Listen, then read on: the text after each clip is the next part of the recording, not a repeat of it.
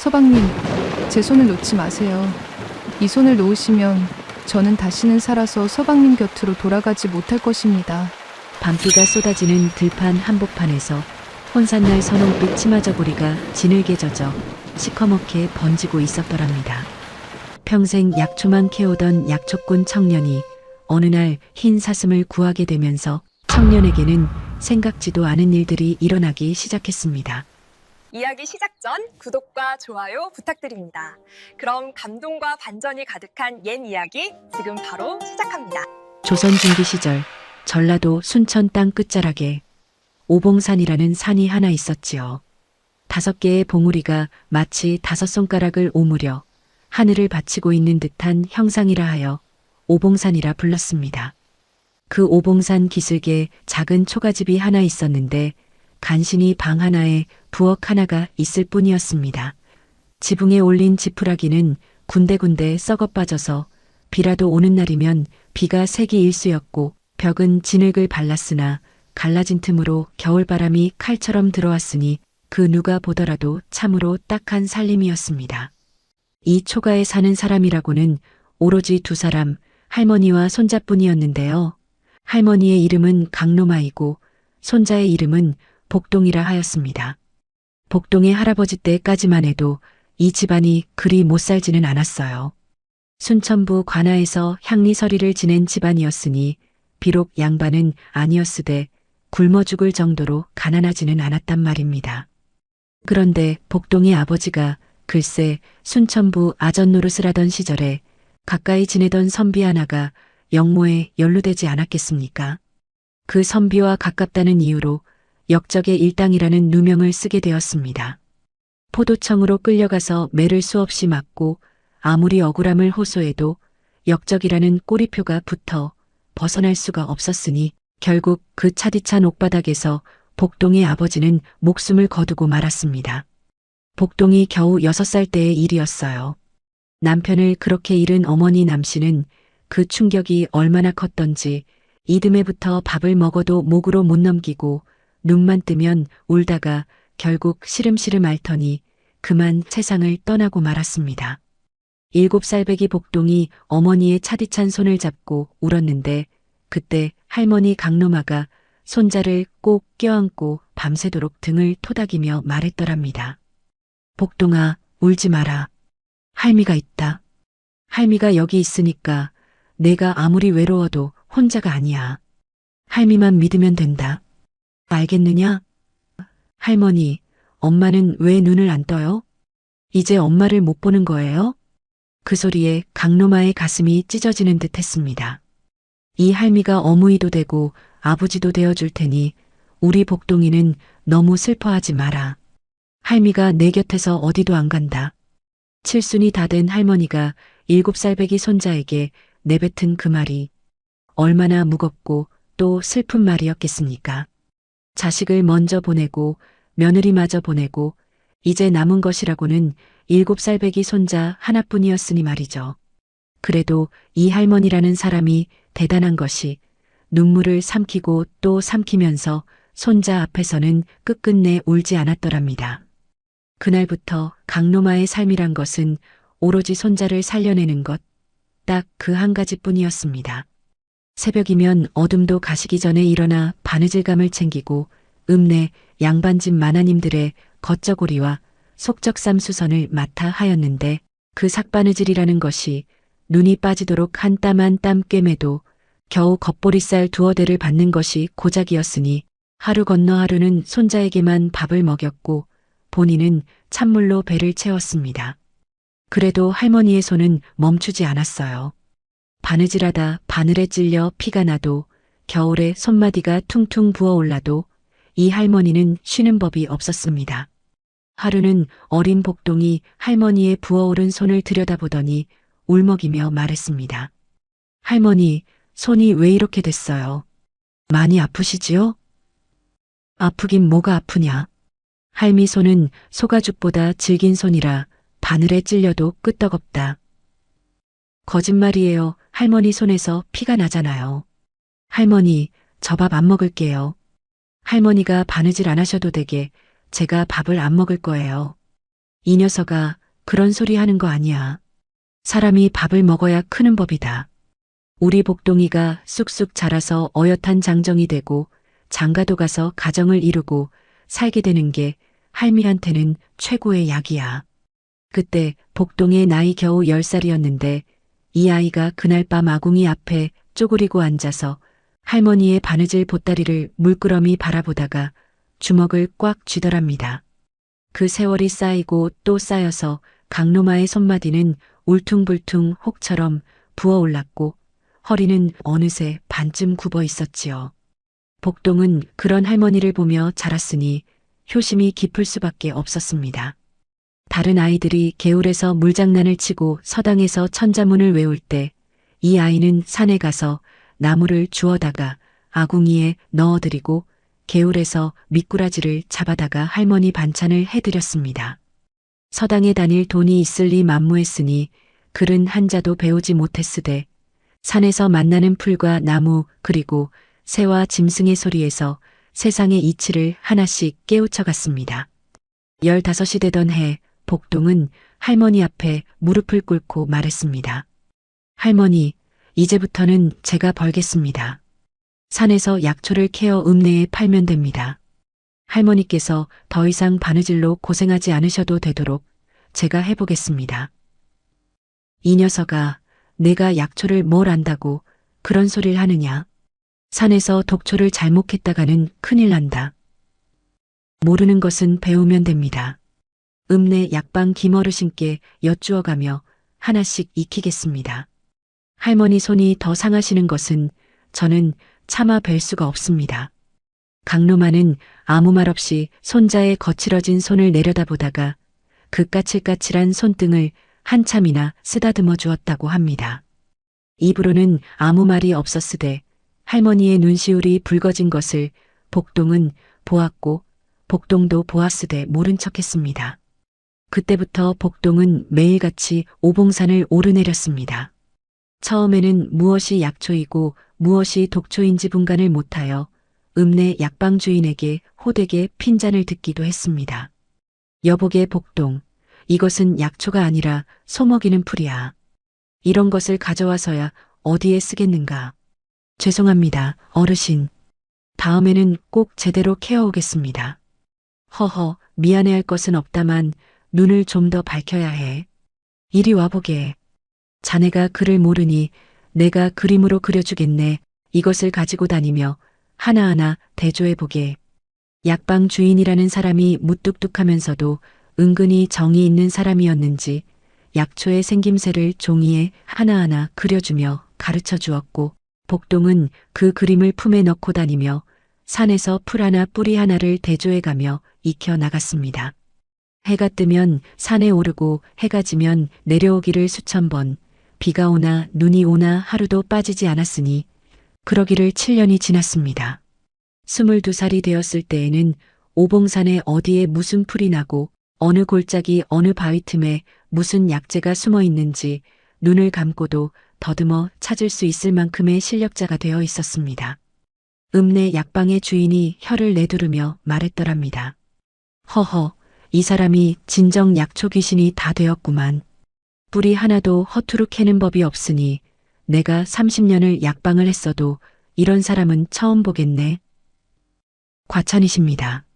다 어르신께서 가르쳐 주신 덕분이지요. 겸손까지 하긴가. 오늘 캐어온 것을 한번 보세. 허, 이 옷을 뿌리 좀 보게. 어디서 이런 귀한 것을 캐었는가. 오봉산 셋째 골짜기 남쪽 바위 틈에 몇 뿌리 숨어 있었습니다. 이 사람이 정녕 산신령한테 비법이라도 전수받은 것인가? 자, 여기 품삯이네. 오늘은 좀 더 쳐줄 테니 할머니께 맛있는 것 한 가지 장만해드리게. 그러나 약초꾼 벌이라는 것이 넉넉할 리가 있었겠습니까? 약초라는 것이 아무리 귀한 것을 캐어와도 죗값을 쳐주는 곳이 드물었고 비싼 약재는 깊은 산속에서만 나는 것이라 목숨을 걸어야 했으니 흰쌀밥은 명절에나 겨우 한술 뜨는 것이 고작이었고 평소에는 잡곡죽에 산나물을 넣고 양을 불려 할머니와 나누어 먹는 것이 이 집의 하루 끼니였습니다. 마을 사람들은 복동의 효심을 칭찬하지 않는 이가 없었습니다. 저 복동이라는 청년 참으로 기특하기도 하지. 할머니 약값 벌겠다고 목숨 걸고 산을 타니 하늘이 모른 채 하시지는 않으실 거야. 그 얘기를 비웃듯 다른 이가 말을 했습니다. 그야 그렇지만 아무리 효자라 한들 아비가 영모에 연좌된 집안이니 어느 집에서 사돈을 맺겠다고 하겠나. 즉 그것이 안타까운 일이지.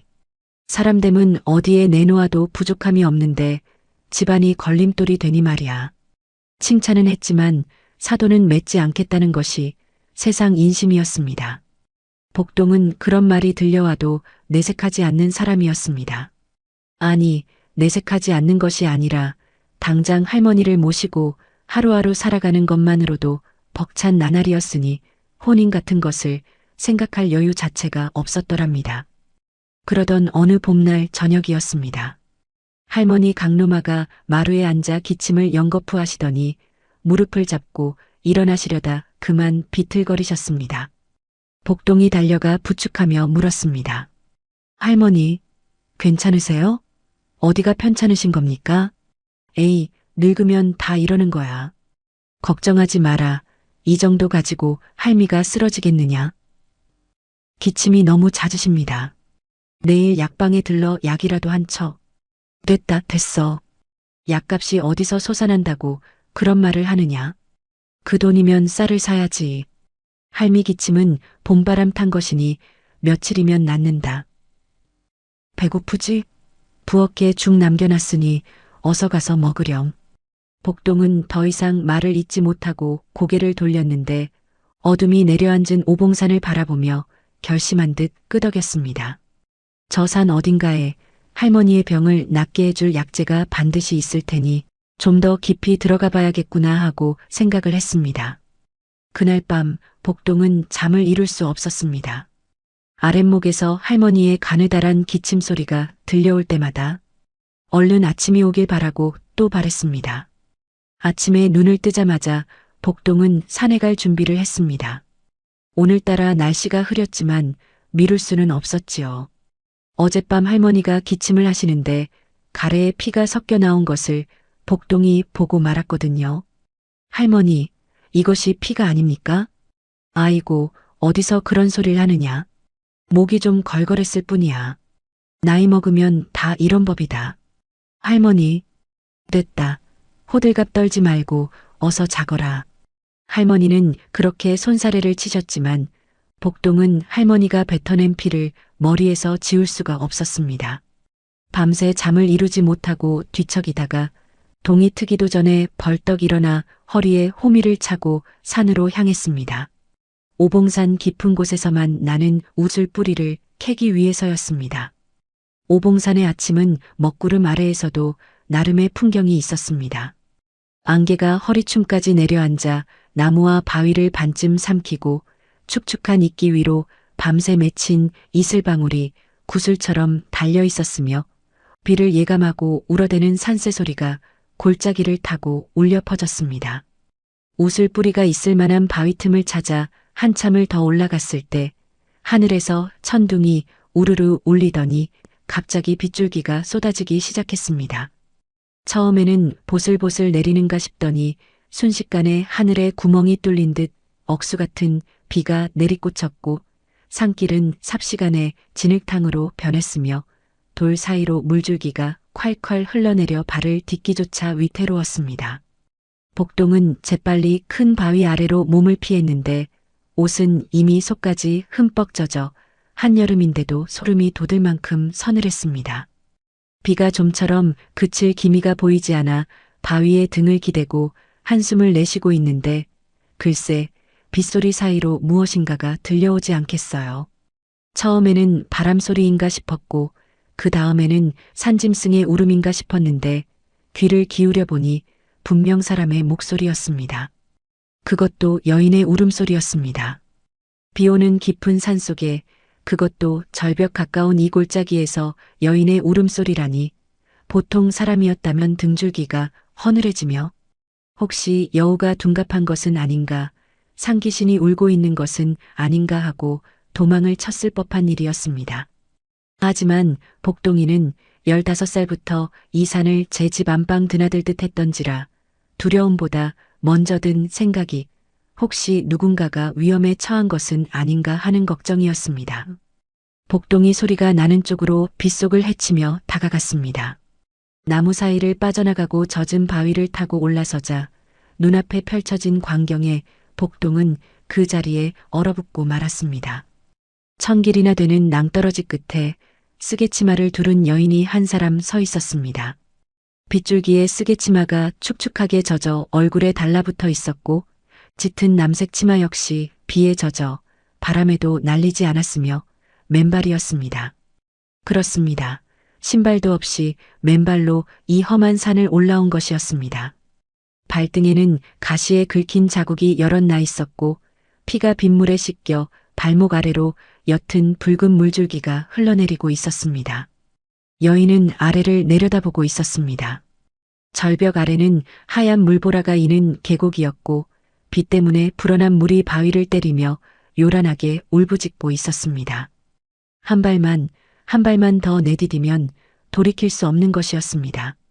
복동의 가슴이 철렁 내려앉았습니다. 함부로 소리를 지르면 오히려 놀라서 뛰어내릴 수도 있겠다는 생각이 스치자 복동은 숨을 죽이고 발소리를 최대한 죽여가며 한 걸음 또 한 걸음 여인의 뒤로 다가갔습니다. 빗소리가 발소리를 삼켜주었고 여인이 울음에 빠져 뒤를 돌아보지 않은 것이 천만다행이었습니다. 여인이 고개를 들고 하늘을 한번 올려다보더니 입술을 질끈 깨무는 것이 보였습니다. 그것은 마지막 결심을 하는 사람의 얼굴이었습니다. 그 순간 여인의 몸이 앞으로 기울었고 복동은 생각할 겨를도 없이 몸을 날려 여인의 허리를 두 팔로 끌어안았습니다. 놓아주세요. 제발 놓아주세요. 여인이 미친 듯이 몸부림을 쳤습니다. 팔을 휘두르고 발로 복동의 정강이를 걷어차고 울부짖으며 벗어나려 했습니다.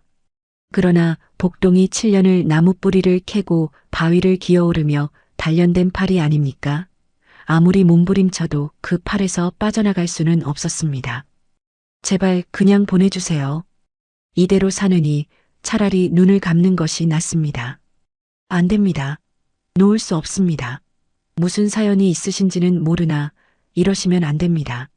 복동이 이를 악물고 여인을 안은 채 절벽에서 두어 발짝 뒤로 물러나 등을 큰 바위에 기댔습니다. 여인은 여전히 울부짖으며 발버둥을 쳤으나 얼마나 지났을까 기력이 다했는지 복동의 팔 안에서 힘없이 축 늘어지며 울음만 계속 흘렸습니다. 비는 여전히 쏟아지고 있었고 두 사람의 옷은 물을 먹은 솜처럼 무거웠으며 복동의 팔에서는 여인이 핥힌 자국에서 피가 배어나오고 있었으나 복동은 아픈 줄도 몰랐습니다. 복동은 여인에게서 한 발짝 떨어지되 혹시 또 위험한 행동을 할까 싶어 절벽 쪽을 등으로 막아선 채 조심스럽게 입을 열었습니다. 실례를 무릅쓰고 여쭙겠습니다. 무슨 사연이 있으시기에 이곳에서 이런 생각을 하시는 겁니까? 아무리 어려운 일이 있어도 목숨을 버리실 일은 아니지 않습니까? 당신이 무엇을 아십니까? 제 사정을 알지도 못하시면서 어찌 함부로 그런 말씀을. 여인이 눈물범벅이 된 얼굴로 복동을 올려다보았습니다. 쓰개치마가 벗겨져 드러난 얼굴은 비에 젖어 창백하고 야위었으되 이마가 넓고 눈매가 단아한 것이 분명 예사 집안의 여인은 아닌 듯했습니다. 말씀하신 대로 저는 모릅니다. 하지만 한 가지만은 알고 있습니다. 제 어머니도 아버지를 여인 뒤에 너무 힘들어 하시다가 결국 병이 깊어지셔서 돌아가셨습니다. 그때 제 나이 겨우 7이었습니다. 복동의 목소리가 떨리고 있었습니다. 이 청년이 어머니 이야기를 꺼낸 것은 오래간만이었는데 어머니가 아버지를 따라 세상을 떠났을 때 7살배기가 차디찬 어머니의 손을 잡고 울었던 그 기억이 갑자기 밀려왔던 것입니다. 어머니가 가시고 난 뒤에 저를 거두어 키워주신 분은 할머니 한 분뿐이었습니다. 만약 그때 할머니마저 같은 생각을 하셨더라면 저는 이 세상에 혼자 남겨졌을 것입니다. 돌아가신 분은 끝이라 하셨지만 남겨진 사람은 끝이 아닙니다. 그 아픔을 안고 평생을 살아야 합니다. 여인의 울음이 잠깐 멈추었습니다. 복동의 서투르고 투박한 말 속에 담긴 진심이 빗소리 사이로 여인의 귀에 닿은 것이었습니다. 한참 동안 침묵이 흐른 뒤 여인이 작은 목소리로 말했습니다. 배가 고픕니다. 복동은 약초를 캐러 나왔던 터라 먹을 것이 아무것도 없었습니다. 이런저런 궁리 끝에 복동은 여인에게 조심스럽게 말했습니다. 저희 집에 가시면 따뜻한 밥을 드실 수 있습니다. 할머니께서 기다리고 계시니 가시겠습니까? 여인은 한참을 망설이다가 아주 작게 고개를 끄덕였습니다. 그런데 일어서려다가 무릎이 풀려 그대로 주저앉고 말았는데 맨발로 산을 올라오느라 기력이 완전히 바닥난 것이었습니다. 복동은 잠시 주저하다가 등을 돌려 여인 앞에 쪼그리고 앉았습니다. 실례가 되는 줄 알지만 업혀 가시지요. 이 비에 걸어서는 내려가실 수 없습니다. 아닙니다. 괜찮습니다. 남자분의 등에 업히는 것은 산길이 미끄럽습니다. 걸어서 내려가시다가 다치시면 그때는 정말로 도와드릴 수가 없습니다. 눈을 감고 계셔도 됩니다. 여인이 망설이다가 결국 복동의 등에 업혔습니다. 복동은 깜짝 놀랐는데 이 여인이 새의 깃털보다도 가볍게 느껴졌기 때문입니다. 며칠을 굶었는지 뼈밖에 남지 않은 듯한 느낌이었고 등에 닿는 여인의 손이 얼음장처럼 차가웠습니다. 빗속을 걸으며 복동은 한마디도 하지 못했고 등 위의 여인도 말이 없었으되 조용히 흐느끼는 것이 등을 타고 전해져 왔습니다. 다만 복동의 발걸음만큼은 누구보다 단단하고 조심스러웠으니 미끄러운 산길에서 여인이 흔들리지 않도록 한 발 한 발 딛는 것이 마치 세상에서 가장 귀한 것을 등에 지고 가는 사람의 걸음이었습니다.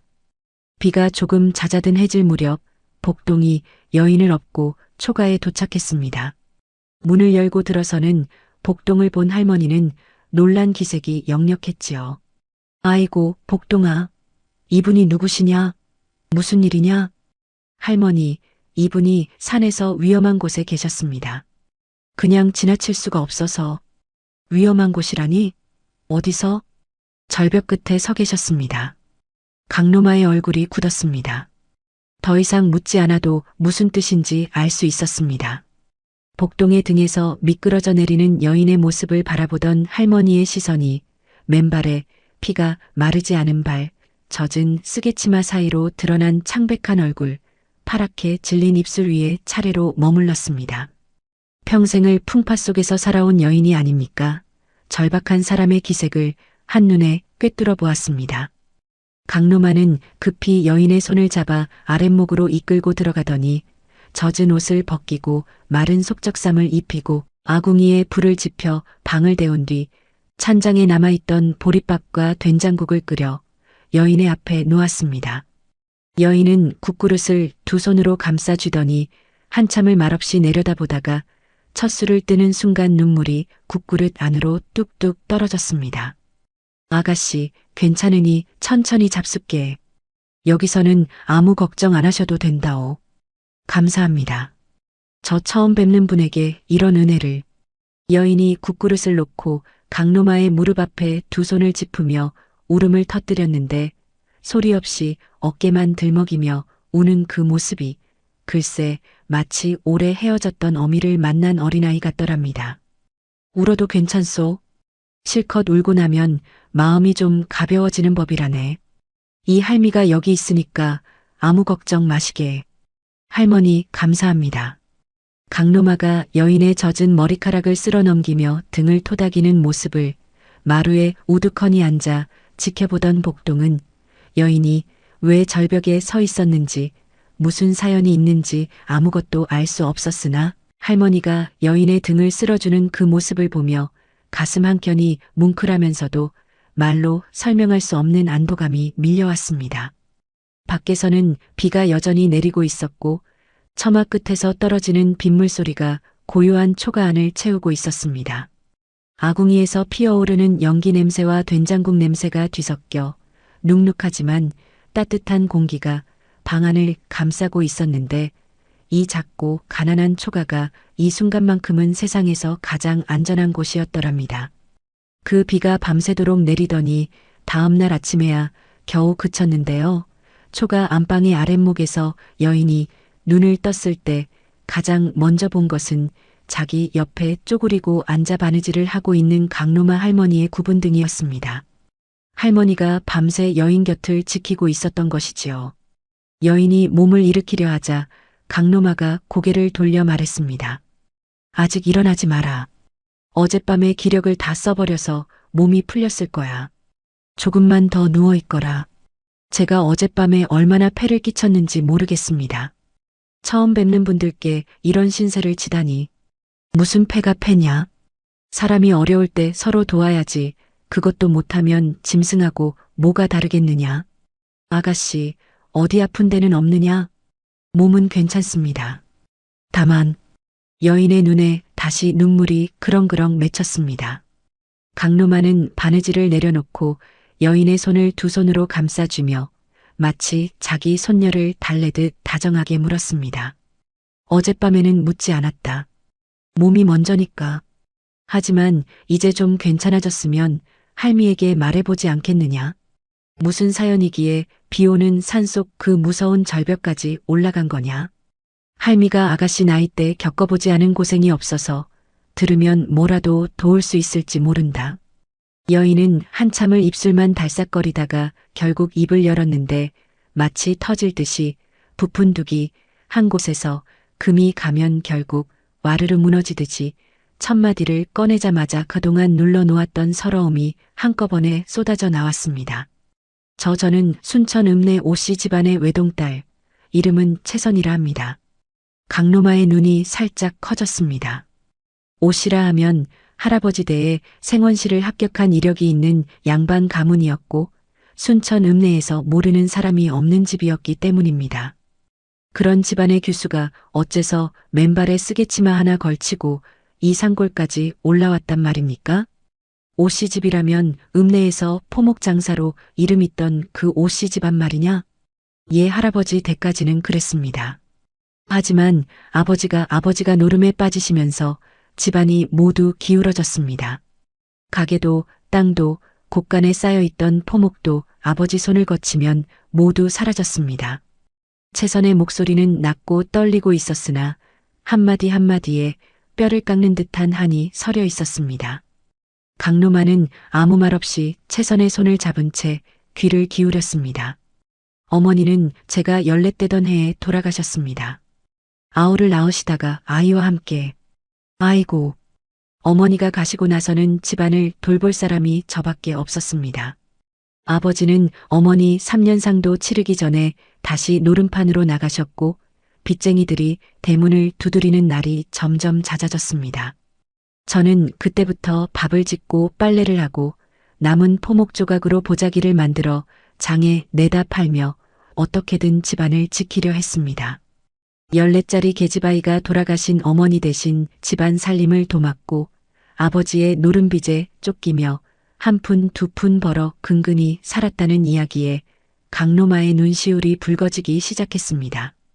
같은 여자로서 그리고 자기도 남편을 잃고 며느리를 잃고 평생을 버텨온 사람으로서 이 젊은 여인의 고통이 남의 이야기 같지 않았던 것이지요.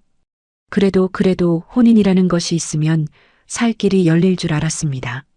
나이 19에 인근 마을 윤씨 총각과 혼서를 교환하고 날도 잡았습니다. 윤씨 총각이라면 어느 윤씨 집안이냐? 장평 윤씨 둘째 아들이었습니다. 사람이 곱고 착하다 하여 저도 처음으로 좀 살 수 있겠구나.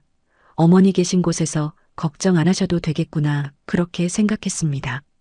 채선의 목소리가 점점 가늘어지더니 결국 한마디를 내뱉고는 눈물이 쏟아졌습니다.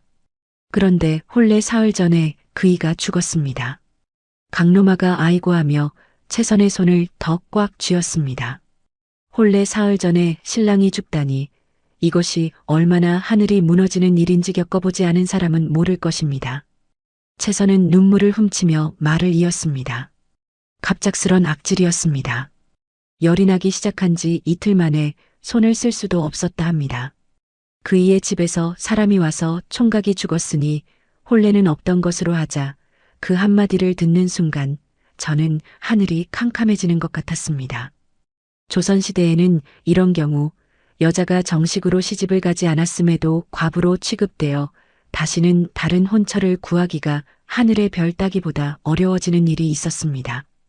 이것을 망문가부라 불렀는데 글쎄 한 번도 신랑 얼굴을 제대로 본 적도 없는 처녀가 졸지에 과부가 되어버리는 것이니 이것이 어디 사람의 도리로 할 수 있는 일입니까? 하지만 그때는 그것이 세상의 법도였고 그 법도라는 것이 오로지 여인에게만 족쇄를 채우는 것이었으니 참으로 억울하고도 원통한 일이 아닐 수 없었습니다. 망문가부가 된 뒤로는 바깥 출입도 마음대로 못하게 되었습니다. 동네 사람들이 수군대는 소리가 담 너머로 들려왔습니다. 뭐라 하던? 오씨집 딸녀는 팔자가 사나워서 남편을 잡아먹었다. 저런 년하고 사돈 맺으면 우리 집안도 재앙이 온다. 그런 소리들이었습니다. 이런 못된 것들, 팔자가 사나운 게 아니라 운이 나빴을 뿐인 것을 어찌 사람을 그따위로 몰아세우느냐. 강노마가 분기탱천하여 주먹으로 무릎을 탁 쳤습니다. 채선은 고개를 숙인 채 말을 이었습니다. 그래도 참고 살 수 있었습니다. 힘들어도 외로워도 어머니 제사 때 향을 피우면서 어머니 조금만 더 버틸게요 하면서 견딜 수 있었습니다. 그런데 채선의 입술이 파르르 떨렸습니다. 아버지가 저를 팔았습니다. 뭐라고? 변도사라는 자가 있습니다. 순천 일대 관할 도사인데 본처에게 아이가 없다는 핑계로 젊은 첩을 찾고 있었답니다. 그 자가 아버지에게 접근해서 따님을 내 곁에 들이면 자네 빚은 내가 다 갚아주겠네 그렇게 말했다 합니다. 강로마의 얼굴이 돌처럼 굳었습니다. 복동은 밖에서 나무를 쌌다가 안방에서 들려오는 이야기에 발걸음을 멈추고 서 있었는데 채선의 목소리가 점점 높아지고 있었습니다. 아버지에게 빌었습니다. 무릎을 꿇고 빌었습니다. 아버지, 제발 이러지 마십시오. 차라리 제가 남의 집 빨래를 하고 삭바느질을 하고 어떻게든 빚을 갚을 테니 이것만은 거두어 주십시오 했습니다. 그래서 내 아비가 뭐라 하던? 웃으셨습니다. 콧방귀를 끼시면서 이러셨습니다. 내가 삭바느질을 해서 언제 이 빚을 갚겠느냐. 변도사 어른 곁에 가면 비단옷에 좋은 밥 먹고 살 수 있으니 오히려 고마워해야 할 일이다. 내 팔자에 그만한 데가 어디 있겠느냐 하셨습니다. 아이고, 자식을 돈 받고 팔아먹는 것이 어디 사람이 할 짓이란 말이냐. 강로마가 분을 참지 못하고 소리를 높이자 채선이 오히려 눈물을 닦으며 쓰디쓴 웃음을 지었습니다. 할머니, 아버지는 이미 변도사에게 정금을 받으셨습니다. 그리고 그 돈을 노름빚 갚는데 다 써버리셨습니다. 돌이킬 수 없는 거였습니다. 제가 아무리 울어도 매달려도 아버지에게는 딸의 눈물보다 빚쟁이의 독촉이 더 무서웠던 겁니다. 채선의 목소리가 한없이 가라앉았습니다. 변도사라는 자가 나이 54이랍니다. 제 아버지보다도 2살이나 많은 사람이에요. 이미 부인이 있고 광기를 여러 끼고 사는 자라는 소문이 파다한데 그런 자의 첩으로 들어가면 저는 평생 고개를 들 수 없는 것입니다. 사람도 아닌 것이 되는 것입니다. 그래서 생각했습니다. 이렇게 사느니 차라리 비가 오면 산에 사람이 없을 테니 절벽에서 뛰어내리면 아무도 모르게 끝낼 수 있겠다고. 눈을 감으면 더 이상 아프지 않을 거라고. 이 말을 듣는 강로마의 두 뺨 위로 눈물이 주르륵 흘러내렸습니다. 이 할머니도 남편을 잃고 아들을 잃고 며느리를 잃은 사람이었으니 세상이 무너지는 느낌이 무엇인지 누구보다 잘 알고 있었습니다. 그렇기에 이 젊은 여인의 고통이 남의 것이 아니라 바로 자기 것처럼 가슴에 사무쳤던 것이지요. 강로마가 채선의 얼굴을 두 손으로 감싸쥐고 똑바로 바라보며 말했습니다. 채선아, 이 할미 말 잘 들어라. 죽을 생각은 다시는 하지 마라. 내 어미가 하늘에서 보고 있을 거야. 내가 절벽에서 뛰어내리는 꼴을 내 어미가 보면 얼마나 가슴이 찢어지겠느냐. 할머니, 며칠만 여기 있거라. 하늘이 무심하진 않으실 거야. 내 아비가 정신을 차리면 그때 돌아가도 늦지 않고 끝끝내 마음을 안 바꾸더라도 다른 길이 반드시 있을 거야. 이 할미가 이 나이까지 살아보니까 하늘은 착한 사람을 끝까지 버리지는 않더라. 하지만 제가 여기 있으면 할머니와 그 손자분께 패만. 패는 무슨 패냐? 밥 한 그릇 더 푸는 게 뭐가 대수냐? 우리 집이 가난한 건 맞지만 사람 하나 더 먹일 정성은 있어. 채선이 더 이상 말을 잇지 못하고 강로마의 무릎에 얼굴을 묻었습니다. 마치 세상 천지에 이 할머니만이 자기 편인 것처럼 어머니가 살아계셨다면 이렇게 안아주셨을 것처럼 소리 없이 울고 또 울었습니다. 밖에서 나무를 쌌다 말고 이 이야기를 들은 복동은 주먹을 꽉 쥐고 있었습니다. 20살 처녀를 50넷 먹은 탐관오리의 첩으로 팔아넘기다니 그것도 제 친아비가 노름비 때문에. 복동은 속으로 이를 갈았으되 남의 집안일에 함부로 끼어들 수 있는 처지가 아니었으므로 입 밖으로는 한마디도 내뱉지 못하고 다만 도끼를 내려치듯 장작을 쪼개고 또 쪼갰습니다. 이렇게 하여 채선은 복동의 초가에 머물게 되었습니다. 첫날과 둘째 날은 거의 방에서 나오지 않고 울기만 했으나 강로마가 몇 끼니 따뜻한 죽을 끓여다 주고 밤이면 등을 토닥여 재워주니 셋째 날부터는 조금씩 기운을 차리기 시작했습니다. 나흘째 되던 날 아침 채선이 방문을 열고 나와 부엌에 서 있는 것을 복동이 보았는데 글쎄 이 여인이 할머니의 낡은 옥색 저고리를 빌려 입고 손수 아궁이에 불을 지피고 있지 않겠습니까? 남루하디 남루한 차림이었으되 아궁이 앞에 쪼그리고 앉아 부직갱이로 불을 살리는 손놀림이라든가 밥물을 맞추는 솜씨라든가 이런 것이 범상치 않았습니다. 양반집 규수가 다 도련님 아가씨로만 사는 줄 알았더니 이채선이라는 여인은 열넷부터 집안 살림을 도맡아 온 사람이니 손에 못이 박히도록 부엌일을 해온 것이었습니다. 아, 아가씨, 그러지 않으셔도. 복동이 허둥대며 말하려 하자 채선이 조용히 고개를 숙이며 답했습니다. 신세를 지는 몸이 가만히 앉아 있을 수는 없습니다. 이것밖에 할 줄 아는 게 없으니 제가 밥이라도 짓겠습니다. 아, 네, 그러시다면 고맙습니다. 복동의 얼굴이 삶은 홍시처럼 빨갛게 달아올랐습니다. 이 청년이 할머니 말고는 다른 여인과 마주 앉아 말을 나누어 본 적이 한 번도 없는 사람이니 젊은 여인이 바로 눈앞에서 밥을 짓고 있다는 것만으로도 어찌할 바를 모르겠는 것이었습니다.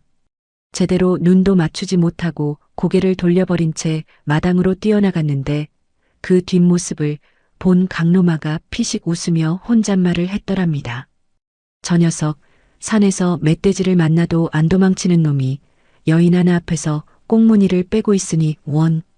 그로부터 며칠 후 채선이 복동네 집에 머물면서 초가의 분위기가 눈에 띄게 달라지기 시작했습니다. 원래 이 집은 할머니와 손자 둘만 사는 집이라 부엌도 마당도 손이 갈 틈이 없었는데 채선의 손길이 다짜 달라진 것이 한두 가지가 아니었습니다. 부엌의 솥과 그릇이 깨끗이 닦여 제자리를 잡았고 마당 한쪽에 쓸어놓은 낙엽이 가지런히 모아졌으며 할머니의 삭바느질 보따리도 깔끔하게 정리되었습니다. 채선은 강로마의 바느질을 거들기도 했는데 그 바느질 솜씨라는 것이 보통이 아니었습니다. 할머니가 감탄하며 물었습니다. 아이고, 솜씨가 대단하구나. 누가 가르쳐줬느냐? 어머니가 살아계실 때 가르쳐 주셨습니다. 양반집 규수는 바느질과 길쌈이 기본이라 하시며 어릴 때부터 손에 바늘을 쥐어주셨습니다. 그렇구나. 내 어머니가 참 훌륭한 분이셨구나. 예. 제가 세상에서 가장 존경하는 분이셨습니다. 채선의 눈가가 붉어졌으나 이제는 울음을 삼킬 줄 알게 되었습니다. 강로마가 채선의 손을 잡고 미소를 지어 보이자 채선도 며칠 만에 처음으로 입꼬리를 살짝 올렸습니다. 그 미소가 어찌나 맑고 고왔는지 마루에서 집신을 삼고 있던 복동이 그만 그 모습을 멍하니 바라보다가 손에 들고 있던 짚을 놓쳐버렸더랍니다. 저녁이면 셋이 둘러앉아 밥을 먹었는데 채선이 차려놓은 반찬이라는 것이 재료는 보잘것없었으되 손맛이 기가 막혔습니다. 산나물도 채선의 손을 거치면 달큰하게 묻혀져서 입안에 살살 녹았고 된장찌개 하나를 끓여도 간이 딱 맞아 한술 더 뜨고 싶은 맛이었습니다. 할머니, 이거 정말 이렇게 맛있는 된장찌개는 처음입니다. 그렇지? 채선이가 손이 참 야물어. 이 할미가 죽만 끓여 먹이던 것하고는 하늘과 땅 차이지? 할머니 죽도 맛있었어요. 에이, 거짓말은. 내가 할미 죽 먹으면서 겨우 한 그릇 비우던 게 누구냐? 오늘은 벌써 2그릇째잖아. 아, 그건. 복동이 얼굴이 빨개져서 말을 더듬거리자 강노마가 웃음을 터뜨렸고 채선도 고개를 숙인 채 어깨가 살짝 들먹이며 웃었습니다. 그 웃음소리가 이 작은 초가에 울려 퍼지는 것이 글쎄 이 집에 이런 웃음이 있었던 게 얼마만인지 모를 일이었습니다. 그러나 세상에 비밀이란 것이 어디 오래 가겠습니까? 원래 이 초가에는 할머니와 손자 둘만 살았는데 갑자기 젊은 여인이 한 명 늘었으니 마을 사람들의 눈과 귀를 피할 수가 없었습니다.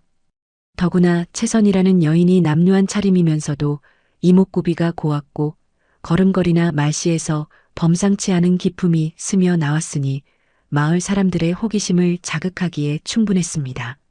마을 우물가에서 아낙네들이 빨래를 하며 수군거리기 시작했습니다. 어머, 혹시 들으셨소? 복동이네 집에 젊은 여인 하나가 와서 지낸다면서요. 여인이라뇨? 어디서 온 분이래요? 산에서 데려왔다는 거예요.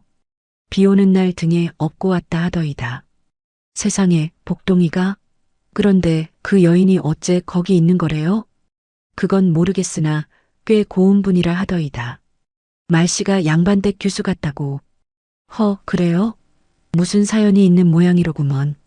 소문이란 것이 본디 사람의 입에서 입으로 옮겨갈 때마다 살이 붙고 가지가 뻗는 법이니 며칠이 지나자 마을 전체가 복동네 초가를 슬금슬금 쳐다보게 되었습니다. 복동은 이런 소문을 신경 쓸 여유도 없었으나 장터에서 약초를 팔다가 아는 이가 슬쩍 다가와 물었을 때 얼굴이 화끈 달아올랐습니다. 이보게 복동, 자네 집에 손님이 오셨다면서? 젊은 여인분이라 하던데 대체 무슨 사연인가? 아닙니다. 그런 것이 아닙니다. 그분은 사정이 있으셔서 잠시 머무시는 것이지 저와는 아무런 관계도. 됐다 됐네. 아무 관계가 없다면서 얼굴이 어째서 그리 붉은가? 복동이 약초 보따리를 움켜쥐고 허둥지둥 장터를 빠져나왔는데 귀까지 빨개진 것은 숨길 수가 없었습니다. 하지만 소문이야 어쨌건 복동에게는 당장의 현실이 더 급했습니다. 집에 한 식구가 늘었으니 먹을 것이 더 필요했고 할머니의 기침도 여전히 나아지지 않았기 때문입니다. 예전에는 하루에 한 번 산에 올라 약초를 캐면 되었는데 이제는 새벽에 한 번, 점심을 먹고 오후에 한 번 하루 2차례 산을 오르내려야 했습니다. 새벽에 일찍 일어나 첫 번째 약초를 캐어 읍내 약방에 내다 팔고 허겁지겁 점심을 먹고 나서 다시 산으로 가서 2번째 약초를 캐야 했으니 2번째 약초를 팔고 돌아오면 이미 해가 산 너머로 넘어가고 있었습니다. 복동의 어깨와 종아리는 더욱 단단해졌으나 피로도 한층 더 쌓여갔고 발바닥에는 물집이 잡혀 터지고 또 잡히기를 반복했습니다. 그러나 집에 돌아와서 채선과 할머니가 함께 차려놓은 따뜻한 저녁상을 보면 글쎄 그 피로라는 것이 눈 녹듯 사라지는 게 아니겠어요. 예전에는 할머니와 단둘이 마주 앉아 말없이 죽을 떠먹던 저녁이었는데 이제는 채선이 만든 반찬 이야기, 오늘 할머니가 들려주신 예시야기, 이런저런 소소한 말들이 오가며 웃음이 피어나는 저녁이 된 것입니다. 강노마가 어느 날 저녁 복동에게 말했습니다. 복동아, 이 할미가 얼마 만에 이런 저녁을 먹어보는지 모르겠다. 근데 넌 왜 밥 먹을 때마다 채선 아가씨 얼굴은 못 쳐다보고 밥그릇만 들여다보느냐? 밥에 꽃이라도 피었더냐? 할머니. 채선이 숟가락으로 입을 가리고 웃음을 참았고 복동은 귀까지 빨갛게 달아올라 밥을 허검지겁 떠넣다가 체할 뻔했습니다. 이 웃음이란 것이 보잘것없는 초가 안에서 울려 퍼질 때 밖에서는 귀뚜라미가 울고 처마 끝에서는 저녁 이슬이 맺히고 오봉산 너머로 붉은 노을이 천천히 설어지고 있었으니 가난한 집이었으되 그 순간만큼은 이 세상 어떤 부잣집 부럽지 않은 따스한 풍경이었습니다. 그렇게 하루하루가 지나가고 있었는데 복동은 채선에 대해 알면 알수록 이상한 점을 느꼈습니다. 남루한 옷을 입고 있으되 밥을 먹을 때 숟가락을 쥐는 손놀림이라든가 말을 할 때 고개를 살짝 숙이는 각도라든가 문지방을 넘을 때 치맛자락을 가지런히 거두는 습관이라든가 이런 것들이 하나같이 교양 있는 집안에서 배운 사람의 몸에 밴 예절이었습니다. 하루는 할머니가 무릎이 아프다 하시자 채선이 부엌 한 구석에서 무엇인가를 끓이기 시작했는데 산에서 돌아온 복동이 냄비를 들여다보다가 깜짝 놀랐습니다. 이것이 혹시 황기에 당귀를 넣으신 것입니까? 예. 어머니께서 살아계실 때 관절이 쑤시는 어른께는 황기와 당귀를 다려드리면 좋다 하셨습니다. 부엌에 복동 씨께서 캐다 놓으신 약재가 있길래 제가 마음대로 써서 괜찮았을는지. 아닙니다. 잘하셨습니다. 그런데 이 배합을 어떻게 하셨습니까? 이것은 약방에서도 아무나 할 수 있는 배합이 아닌데요. 어머니께서 약첩을 읽으시는 것을 어깨너머로 보고 외웠습니다. 글은 어머니께서 몰래 가르쳐 주셨습니다. 아버지 모르게요. 복동은 말을 잇지 못했습니다. 이 여인이 글을 안다는 것, 약초의 배합까지 알고 있다는 것, 그것은 단순히 가난한 집 규수의 수준이 아니었습니다. 어머니가 살아계실 적에 딸에게 얼마나 많은 것을 가르쳐 주셨는지, 그리고 그 어머니를 잃은 뒤에 채선이 얼마나 외로웠을지 복동은 비로소 조금씩 느끼기 시작했습니다. 그날 밤 할머니가 잠드신 뒤 복동이 마당에 나와 앉아 오봉산을 올려다보고 있는데 부엌에서 설거지를 하던 채선의 나지막한 콧노래가 밤공기를 타고 들려왔습니다. 어떤 곡인지는 알 수 없었으나 구슬프면서도 은은한 그 가락이 귀뚜라미 울음과 어우러져 밤안개 속으로 퍼져나가는 것이 복동의 귀에 한참을 머물렀습니다. 복동은 아무 말 없이 그 소리를 듣고 있었는데 가슴 한켠에서 이전에는 느껴본 적 없는 묘한 감정이 작은 씨앗처럼 조용히 움트고 있었더랍니다. 그런데 말입니다. 이 평화로운 나날이 언제까지고 계속될 수는 없는 일이었으니 채선이 사라진 것을 안 오만복이 사방에 사람을 풀어 딸의 행방을 찾고 있었고 변도사 역시 내가 정금까지 치른 여인이 도망을 쳤다는 소식에 이를 갈고 있었다는 것을 이 초가 안에 세 사람은 아직 모르고 있었습니다. 채선이 복동네 집에 머문 지 열흘쯤 지난 어느 날이었습니다. 그날따라 복동이 유난히 이른 새벽에 눈을 떴는데 아랫목에서 할머니의 기침소리가 또 들려온 것이 까닭이었습니다. 밤사이에 몇 번이나 콜록콜록 기침을 하셨는지 할머니의 숨소리가 거칠어져 있었고 새벽 어스름에 비치는 할머니의 얼굴은 며칠 전보다 더 수척해져 있었습니다. 복동은 소리 없이 일어나 허리에 호미를 차고 배 주머니를 메었습니다. 이날은 평소에 다니던 골짜기가 아니라 오봉산에서도 가장 깊고 험한 곳, 사냥꾼들조차 함부로 발을 들이지 않는 5째 봉우리 아래 골짜기까지 들어갈 작정이었습니다. 그곳이라면 혹시 할머니의 병을 고칠 만한 귀한 약재가 있을지도 모른다는 한 가닥 희망 때문이었습니다. 동이 트기 전 산에 들어선 복동은 이끼 낀 바위를 타고 계곡을 건너고 덩굴이 엉킨 비탈을 기어오르며 한참을 더 올라갔습니다. 안개가 허리 아래까지 자욱하게 깔려 있어 앞이 10발자국 넘어가 보이지 않았고 축축한 공기 속에 이름 모를 산새의 울음소리만이 골짜기를 울리고 있었습니다. 보통 사람 같으면 길을 잃고 헤맬 곳이었으나 복동은 발밑 흙의 감촉과 코끝에 스치는 풀 냄새만으로 자신이 어디쯤 와 있는지를 가늠하며 묵묵히 발을 옮겼습니다. 얼마나 올라갔을까? 다섯째 봉우리 아래 바위 틈이 겹겹이 쌓여 있는 곳에 이르렀을 때 복동의 눈이 번쩍 뜨였습니다.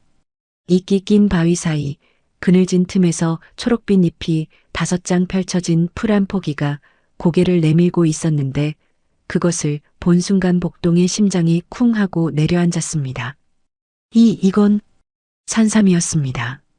그것도 잎이 5장, 줄기의 굵기와 잎의 빛깔로 보아 적어도 수십 년은 좋기 묵은 천종산삼이 틀림없었습니다.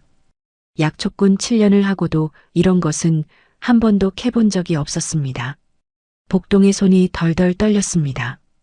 이것을 읍내 약방에 가져가면 쌀 수십 가마는 거뜬히 받을 수 있을 터이고 할머니 약값은 물론이고 몇 달은 넉넉히 먹고 살 수 있을 것이었습니다.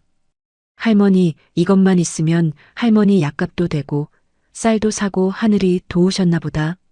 복동은 조심스럽게 뿌리를 다치지 않도록 호미 끝으로 흙을 살살 파내어 산삼을 온전히 캐어 올렸습니다. 뿌리가 사람의 팔뚝만큼이나 길었고 실뿌리 하나하나가 성하게 붙어 있었으니 약방 김주인이 보면 두 눈이 휘둥그레질 물건이었습니다. 복동은 산삼을 배 주머니에 조심스럽게 넣고 기쁨에 차서 산을 내려오기 시작했습니다. 그런데 산 중턱을 내려오던 복동의 발이 우뚝 멈추었습니다. 산길 아래쪽에서 사람의 고함 소리와 짐승의 울부짖는 소리가 한꺼번에 들려왔기 때문입니다. 나무 사이를 빠져나가 소리가 나는 쪽으로 가보니 글쎄 사냥꾼 3명이 흰 사슴 1마리와 새끼 사슴 2마리를 그물과 올가미로 잡아놓고 있지 않겠습니까? 흰 사슴이라 하면 온몸이 눈처럼 새하얀 사슴을 말하는 것인데 조선시대 사람들은 이것을 천록 혹은 실록이라 하여 하늘이 보낸 영물로 여겼습니다. 실제로 오봉산에서 흰 사슴이 나타났다는 이야기는 옛 어른들의 입에서 전설처럼 전해져 왔으되 눈으로 직접 본 사람은 아무도 없었습니다. 그런데 지금 복동의 눈앞에 전설 속의 흰 사슴이 실제로 있었습니다. 어미 사슴은 온몸이 첫눈처럼 희고 눈동자만 까맣게 빛나고 있었는데 그물에 걸려 발버둥을 치면서도 새끼 2마리를 제 몸 아래에 감추려 안간힘을 쓰고 있었습니다. 새끼들은 어미의 배 밑에서 덜덜 떨며 가느다란 울음소리를 내고 있었고 어미 사슴의 하얀 다리에서는 그물에 긁힌 상처에서 피가 배어 나오고 있었습니다. 사냥꾼 3명은 땀을 닦으며 흥분에 차 있었습니다. 야, 이거 대박이다. 흰 사슴이라니. 이것을 읍내 약재상에 팔면 얼마를 받겠어? 흰 사슴의 녹용은 100금이라 했다. 하나만 팔아도 우리 셋이 1년은 놀고 먹겠다. 새끼들도 있으니 더 받을 수 있을 거야. 자, 빨리 묶어서 가지고 내려가자. 복동은 나무 뒤에서 이 광경을 바라보고 있었습니다. 어미 사슴이 새끼를 감싸며 발버둥치는 모습이 눈에 들어오는 순간 복동의 가슴 어딘가에서 아주 오래된 기억 하나가 불쑥 튀어올랐습니다. 아버지가 포도청에 끌려가던 날 어머니가 아버지의 다리를 붙잡고 울부짖었던 그 모습, 그리고 어머니마저 세상을 떠난 뒤 할머니가 어린 자기를 가슴에 꼭 안고 할미가 있다. 할미가 있으니까 걱정 마라 하시던 그 목소리. 어미가 새끼를 지키려고 온몸으로 막아서는 저 모습이 그때의 할머니와 겹쳐 보이는 것을 복동은 어찌할 수가 없었습니다. 복동의 머릿속에서 갈등이 일어났습니다. 품 안에는 방금 캐어 올린 산삼이 있었습니다. 이것은 할머니의 약값이고 몇 달치 쌀값이고 이 산삼 하나면 채선에게도 좀 더 나은 밥상을 차려줄 수 있을 것이었습니다. 이것을 사냥꾼에게 내주면 다시 이런 기회가 올지 알 수 없었습니다. 그런데 어미 사슴이 새끼를 감싸며 내지르는 울음소리가 산을 울렸습니다. 새끼 사슴 2마리가 어미 배 밑에서 고개를 내밀고 까만 눈으로 어미를 올려다보는 그 모습이 복동의 가슴을 칼로 베는 것처럼 아렸습니다. 복동은 눈을 질끈 감았습니다. 그리고 천천히 눈을 뜨더니 품 안에서 산삼을 꺼내 들고 사냥꾼들 앞으로 나섰습니다. 잠깐만요. 잠깐만 기다려 주십시오. 사냥꾼 셋이 일제히 고개를 돌렸습니다. 낡은 삼배적삼에 배바지를 입은 야윈 청년이 무엇인가를 손에 들고 서 있는 것을 보고 눈을 가늘게 떴습니다. 뭐야, 너 누구냐? 이 산에서 약초를 캐는 사람입니다. 저기 그 사슴들을 놓아주실 수 없겠습니까? 놓아달라고? 미쳤냐? 이게 얼마짜린 줄 알고. 흰 사슴이야, 흰 사슴. 한 세상 살면서 한번 볼까 말까 한 영물이란 말이다. 알고 있습니다. 하지만 저 어미 사슴이 새끼를 지키려고 저렇게 발버둥을 치고 있지 않습니까? 새끼를 가진 어미를 잡아가시면 차마 그것은. 에이, 됐다 됐어. 그런 말하려면 가서 산이나 타라. 우리가 왜 놓아줘야 하냐? 사냥꾼들이 손을 내저으며 복동을 무시하려 할 때 복동이 한 발 앞으로 나서며 손에 들고 있던 것을 펼쳐 보였습니다. 이것이면 되겠습니까? 사냥꾼들의 눈이 휘둥그레졌습니다. 복동의 손에 놓인 것은 잎이 5장 달린 뿌리가 팔뚝만큼이나 긴 천종산삼이었습니다. 약초를 다루는 사냥꾼들이니 그것이 무엇인지 모를 리가 없었습니다. 이게 진짜 산삼이냐? 오구 산삼이란 말이냐? 예. 오늘 아침 5째 봉우리 아래서 캐었습니다. 수십 년 묵은 것입니다. 이것을 드릴 테니 사슴들을 놓아주십시오. 사냥꾼들이 서로 얼굴을 마주 보았습니다. 흰 사슴의 녹용도 비싸지만 영물인 사슴을 건드려 화를 입을 수도 있다는 불안감을 가지고 있었던 터라 수십 년 묵은 천종산삼이 더 나을 거라 생각이 들었던 거요. 더구나 산삼은 지금 바로 팔 수 있으나 흰 사슴은 산채로 읍내까지 끌고 가야 하는 수고가 남아 있었으니 계산이 빨랐습니다. 진짜 이것을 줄 거냐? 아까워서 어쩌려고? 어미가 새끼를 지키는 것은 사람이나 짐승이나 다름이 없다고 생각합니다. 아깝지 않습니다. 이 사람이 미친 건지 착한 건지. 좋다. 가져가라. 사냥꾼 중 우두머리가 산삼을 낚아채듯 받아들고는 그물을 풀어주었습니다. 올가미가 풀리자 어미 사슴이 비틀거리며 일어섰는데 상처 입은 다리를 절면서도 새끼 2마리를 혀로 하차주며 다독이는 모습이 어미라는 것이 무엇인지를 온몸으로 보여주는 것 같았습니다. 사냥꾼들이 산삼을 움켜쥐고 휘파람을 불며 사라진 뒤 산길에는 복동과 흰 사슴 모자만 남았습니다. 어미 사슴이 새끼들을 이끌고 산 위쪽으로 올라가다가 산등성이에서 한번 멈추어 섰습니다. 그리고 고개를 돌려 복동을 똑바로 바라보았습니다. 사슴의 눈이 까맣고 맑았는데 그 눈 속에 비친 것이 빗속에서 절벽의 여인을 붙잡던 그 눈빛과 같은 결로 되어 있었으니 그것은 당신의 은혜를 잊지 않겠다는 무언의 맹세 같은 것이었습니다. 얼마나 오래 서로를 바라보았을까. 어미 사슴이 새끼들을 데리고 안개 속으로 사라질 때까지 복동은 그 자리에 서서 지켜보았습니다. 그리고 빈손으로 산을 내려왔습니다. 올라갈 때의 가벼운 발걸음은 온데간데였고 한 발 한 발이 돌덩이처럼 무거웠습니다. 할머니 약값으로 쌀값으로 채선에게 따뜻한 밥 한 끼 더해줄 수 있었을 그 산삼이 이제는 남의 손에 있다고 생각하니 입안이 쓰고 코끝이 시큰해졌습니다. 그래도 돌아보면 어미 사슴이 새끼를 하자주던 그 장면이 떠올랐고 이것이 맞다. 이것이 맞는 거다 하고 속으로 되뇌며 씁쓸한 미소를 지었습니다. 집에 돌아온 복동은 할머니 앞에 무릎을 꿇고 앉아 오늘 있었던 일을 솔직하게 이야기했습니다. 할머니, 오늘 산에서 산삼을 캤습니다. 5잎 달린 수십 년 묵은 산삼이었습니다. 뭐라고? 산삼을? 아이고, 그게 정말이냐? 예, 하지만 그것을 제가 사냥꾼에게 줘버렸습니다. 강로마의 표정이 얼어붙었습니다. 뭐라고? 줘버렸다고? 그 귀한 것을? 대체 왜? 복동은 고개를 숙인 채 어미 사슴이 새끼를 감싸며 발버둥 치던 모습을, 그물에 피가 묻어있던 하얀 다리를, 새끼 사슴의 떨리는 몸을 하나하나 이야기했습니다. 이야기를 다 듣고 난 강로마는 한참을 아무 말 없이 손자의 얼굴을 바라보았습니다. 산삼이 아깝지 않았느냐? 아깝습니다. 솔직히 아깝습니다. 할머니 약값도 해야 하고 쌀도 사야 하고 아까워서 손이 떨렸습니다. 그런데도 줬단 말이냐? 어미가 새끼를 지키는데 저는 그냥 지나칠 수가 없었습니다. 죄송합니다, 할머니. 복동이 고개를 더 깊이 숙이자 강로마가 천천히 손을 뻗어 손자의 거친 손을 꼭 쥐었습니다. 그 손에 힘이 담겨 있었고 할머니의 목소리는 낮으나 단단했습니다. 복동아, 고개를 들어라. 고개를 들라니까. 복동이 천천히 고개를 들자 할머니의 눈가에 눈물이 맺혀 있었으되 입가에는 미소가 번지고 있었습니다.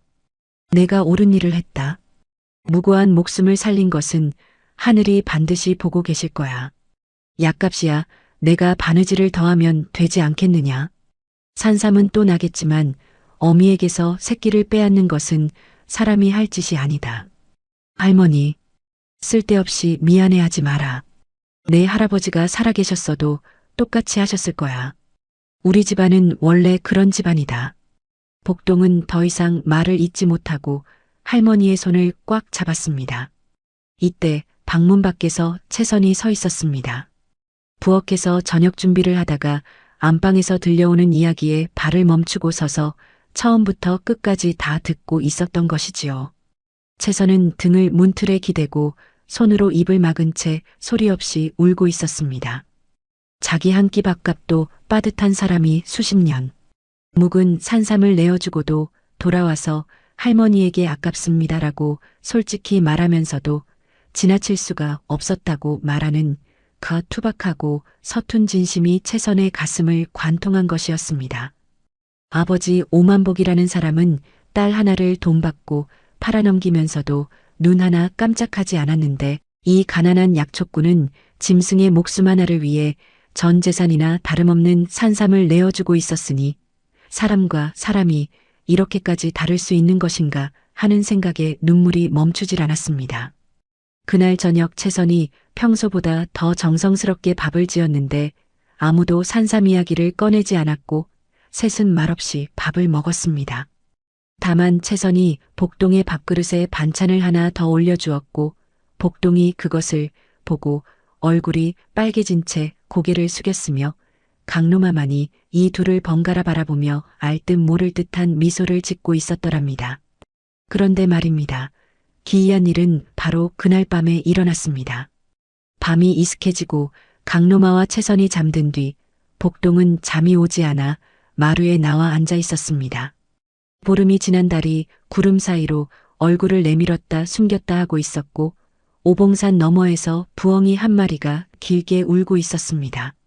복동은 팔베개를 하고 누워 하늘을 올려다보며 산삼 생각에 아직도 가슴 한켠이 허전했습니다. 그때 마당 쪽에서 사각사각 소리가 들려왔습니다. 처음에는 바람에 낙엽이 구르는 소리인가 싶었는데 가만히 들어보니 무엇인가가 마당을 걸어오는 소리였습니다. 복동이 고개를 돌려 마당을 바라보는 순간 달빛 아래에서 하얀 그림자가 보였습니다. 흰 사슴이었습니다. 낮에 사냥꾼의 손에서 구해준 바로 그 어미 사슴이 새끼 2마리를 데리고 초가 마당에 서 있었습니다.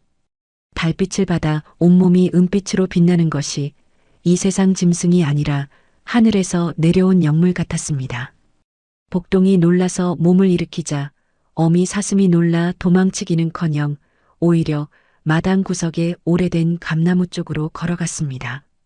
그리고 감나무 뿌리가 땅 위로 붉어져 나온 곳을 앞발로 긁기 시작했습니다. 사각, 사각, 사각. 앞발로 흙을 파고 또 파는 것이었습니다. 새끼 사슴 2마리도 어미 옆에 서서 가만히 그 모습을 지켜보고 있었습니다. 이게 무슨 짓이냐? 복동이 마루에서 내려와 조심스럽게 다가갔습니다. 어미 사슴은 복동이 가까이 와도 도망치지 않았고 오히려 한 발짝 물러서며 자기가 파놓은 곳을 복동에게 보여주는 것 같았습니다. 복동이 무릎을 꿇고 사슴이 파놓은 자리를 들여다보니 흙 속에서 무엇인가 딱딱한 것이 손에 걸렸습니다.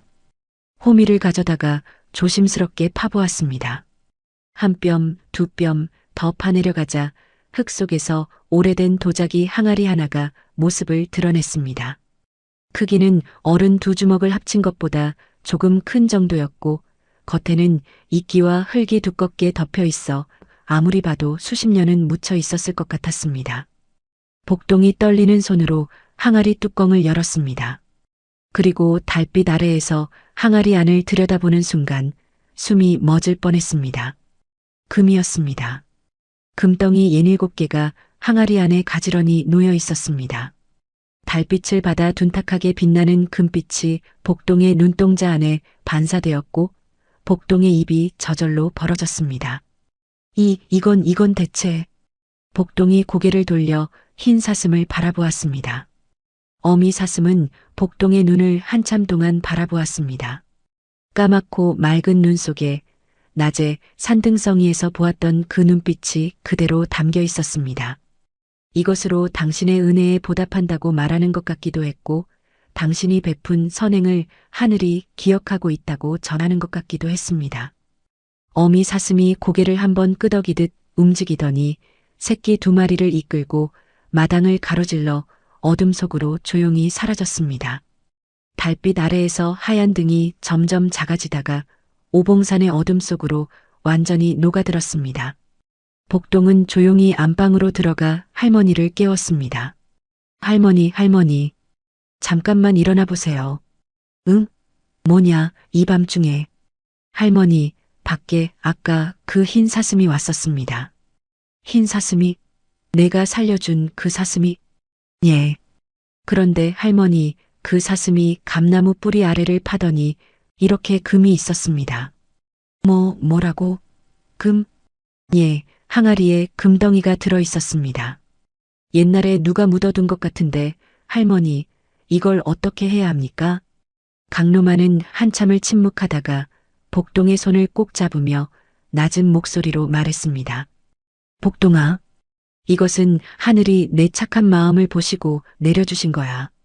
내가 산삼을 내어주고 사슴을 살렸으니 하늘이 그냥 두지 않으신 거다. 할머니, 하지만 명심해라. 하늘이 주신 것이라 해도 욕심을 부리면 반드시 화가 된다. 꼭 필요할 때에만 꼭 필요한 만큼만 쓰거라. 알겠느냐? 예, 할머니. 명심하겠습니다. 복동은 할머니의 말을 깊이 새겼습니다. 그리고 이 일을 채선에게도 마을 사람 누구에게도 말하지 않기로 마음먹었습니다. 욕심이 화를 부른다는 할머니의 말이 귀에 박혀 있었기 때문입니다. 자, 이렇게 해서 하늘이 착한 약초꾼에게 뜻밖의 선물을 내려주었습니다. 그런데 말입니다. 이 금이 곧 복동에게 꼭 필요한 순간이 온다는 것을, 그것도 아주 절박하고 피할 수 없는 순간이 온다는 것을 이때는 복동도 할머니도 그리고 채선도 알지 못하고 있었더랍니다. 그 일이 벌어진 것은 채선이 복동네 집에 머문 지 보름쯤 되던 날이었습니다. 복동이 오후에 캔 약초를 읍내 약방에 팔고 돌아오는 길이었는데 초가가 가까워질수록 뭔가 심상치 않은 기운이 느껴졌습니다. 평소 같으면 마당에서 강로마와 채선이 나무를 다듬거나 바느질을 하고 있을 시간인데 집안이 쥐 죽은 듯 조용한 것이 첫 번째 이상한 점이었고 대문 앞에 말 한 필이 매여 있는 것이 두 번째 이상한 점이었습니다. 복동이 대문을 열고 들어서는 순간 마당에 서 있는 사람들이 눈에 들어왔습니다. 낯선 사내 둘이 팔짱을 끼고 마당 한쪽에 버티고 서 있었는데 하나는 키가 크고 턱이 넓적한 놈이었고 다른 하나는 눈이 찢어지게 가늘고 허리에 곤장을 차고 있는 놈이었습니다. 옷차림으로 보아 관아의 하인, 그것도 변도사 밑에서 일하는 관속 나졸들인 것이 한눈에 들어왔습니다. 그리고 안방 문 앞에 배가 볼록 나오고 얼굴이 불구죽죽한 50대 남자가 비단 도포자락을 휘날리며 서 있었는데 글쎄 이 사람이 바로 채선의 아버지 오만복이었습니다. 도포는 겉만 번드르르 했으되 소매뿌리가 헤어져 있었고 갓은 한때 좋은 것이었으나 닳아서 형태가 일그러져 있었으며 얼굴에는 노름판을 전전하며 술을 퍼마신 사람 특유의 기름기와 핏줄이 번들거리고 있었습니다. 오만복의 눈이 복동을 훑었습니다. 낡은 삼배적삼의 배바지, 허리에 호미를 찬 야위고 거무튀튀한 청년을 위해서 아래로 후쳐보더니 코웃음을 치며 고개를 돌려버렸습니다. 복동 따위는 안중에도 없다는 표정이었습니다. 안방 안에서는 이미 난리가 나 있었습니다. 복동이 문을 열고 들어서자 채선이 벽 쪽에 등을 대고 서 있었는데 얼굴이 하얗게 질려 있었고 강로마가 채선 앞을 가로막고 서서 두 팔을 벌리고 있었습니다. 그 모습이 마치 어미 닭이 새끼를 지키듯 굽은 허리로 온몸을 방패 삼아 채선을 가리고 있는 것이었습니다. 오만복이 안방으로 성큼성큼 들어서며 채선을 향해 내뱉었습니다. 채선아, 이년아, 네 애비를 이렇게 속이고 도망치면 그만인 줄 알았느냐? 보름 동안 순천 팔도를 뒤져서 찾아냈다. 이 꼴이 뭐냐? 남의 집 남정네하고 한 지붕 아래서 보름을 지내. 집안 망신이 이런 집안 망신이 또 어디 있겠느냐? 아버지가 저를 그 지경으로 몰아놓고서 제가 어디로 갈 수 있었겠습니까? 뭐, 내가 널 몰아넣었다고? 네 팔자를 고쳐주려고 한 것을 은혜도 모르고. 은혜요? 쉰넷 먹은 벼슬아치의 첩으로 팔아먹는 게 은혜입니까? 아버지, 저는 사람입니다. 노름빚 막으려고 아버지 팔아먹을 물건이 아니란 말입니다. 채선의 목소리가 안방을 울렸습니다. 평소에 고개를 숙이고 말수가 적던 여인이라고는 믿을 수 없을 만큼 또렷하고 단호한 음성이었습니다. 오만복의 얼굴이 시뻘겋게 달아올랐습니다. 딸이 이렇게 대들어오는 것은 처음이었기 때문입니다. 이 인연이 미쳤구나. 아비한테 대들어? 변도사 어른이 정금까지 치르셨는데 그걸 모르겠다는 거야? 그러면 이 애비가 어떻게 되는 줄 알아? 빚쟁이들한테 맞아 죽을 판이란 말이다. 아버지 빚은 아버지가 노름판에서 만든 것입니다. 그걸 왜 제 한 몸으로 갚아야 합니까? 됐다. 더 들을 것도 없어. 채선아, 당장 이 집에서 나와. 내 딸이 이런 거지 속으래서. 바로 그때 강노마가 앞으로 한 발 나서며 굽은 허리를 고추 세우고 오만복의 눈을 똑바로 쏘아보았습니다. 이 집이 아무리 가난해도 제 딸을 돈 받고 파는 집은 아니여. 오서방, 나이값이라는 게 있지 않소?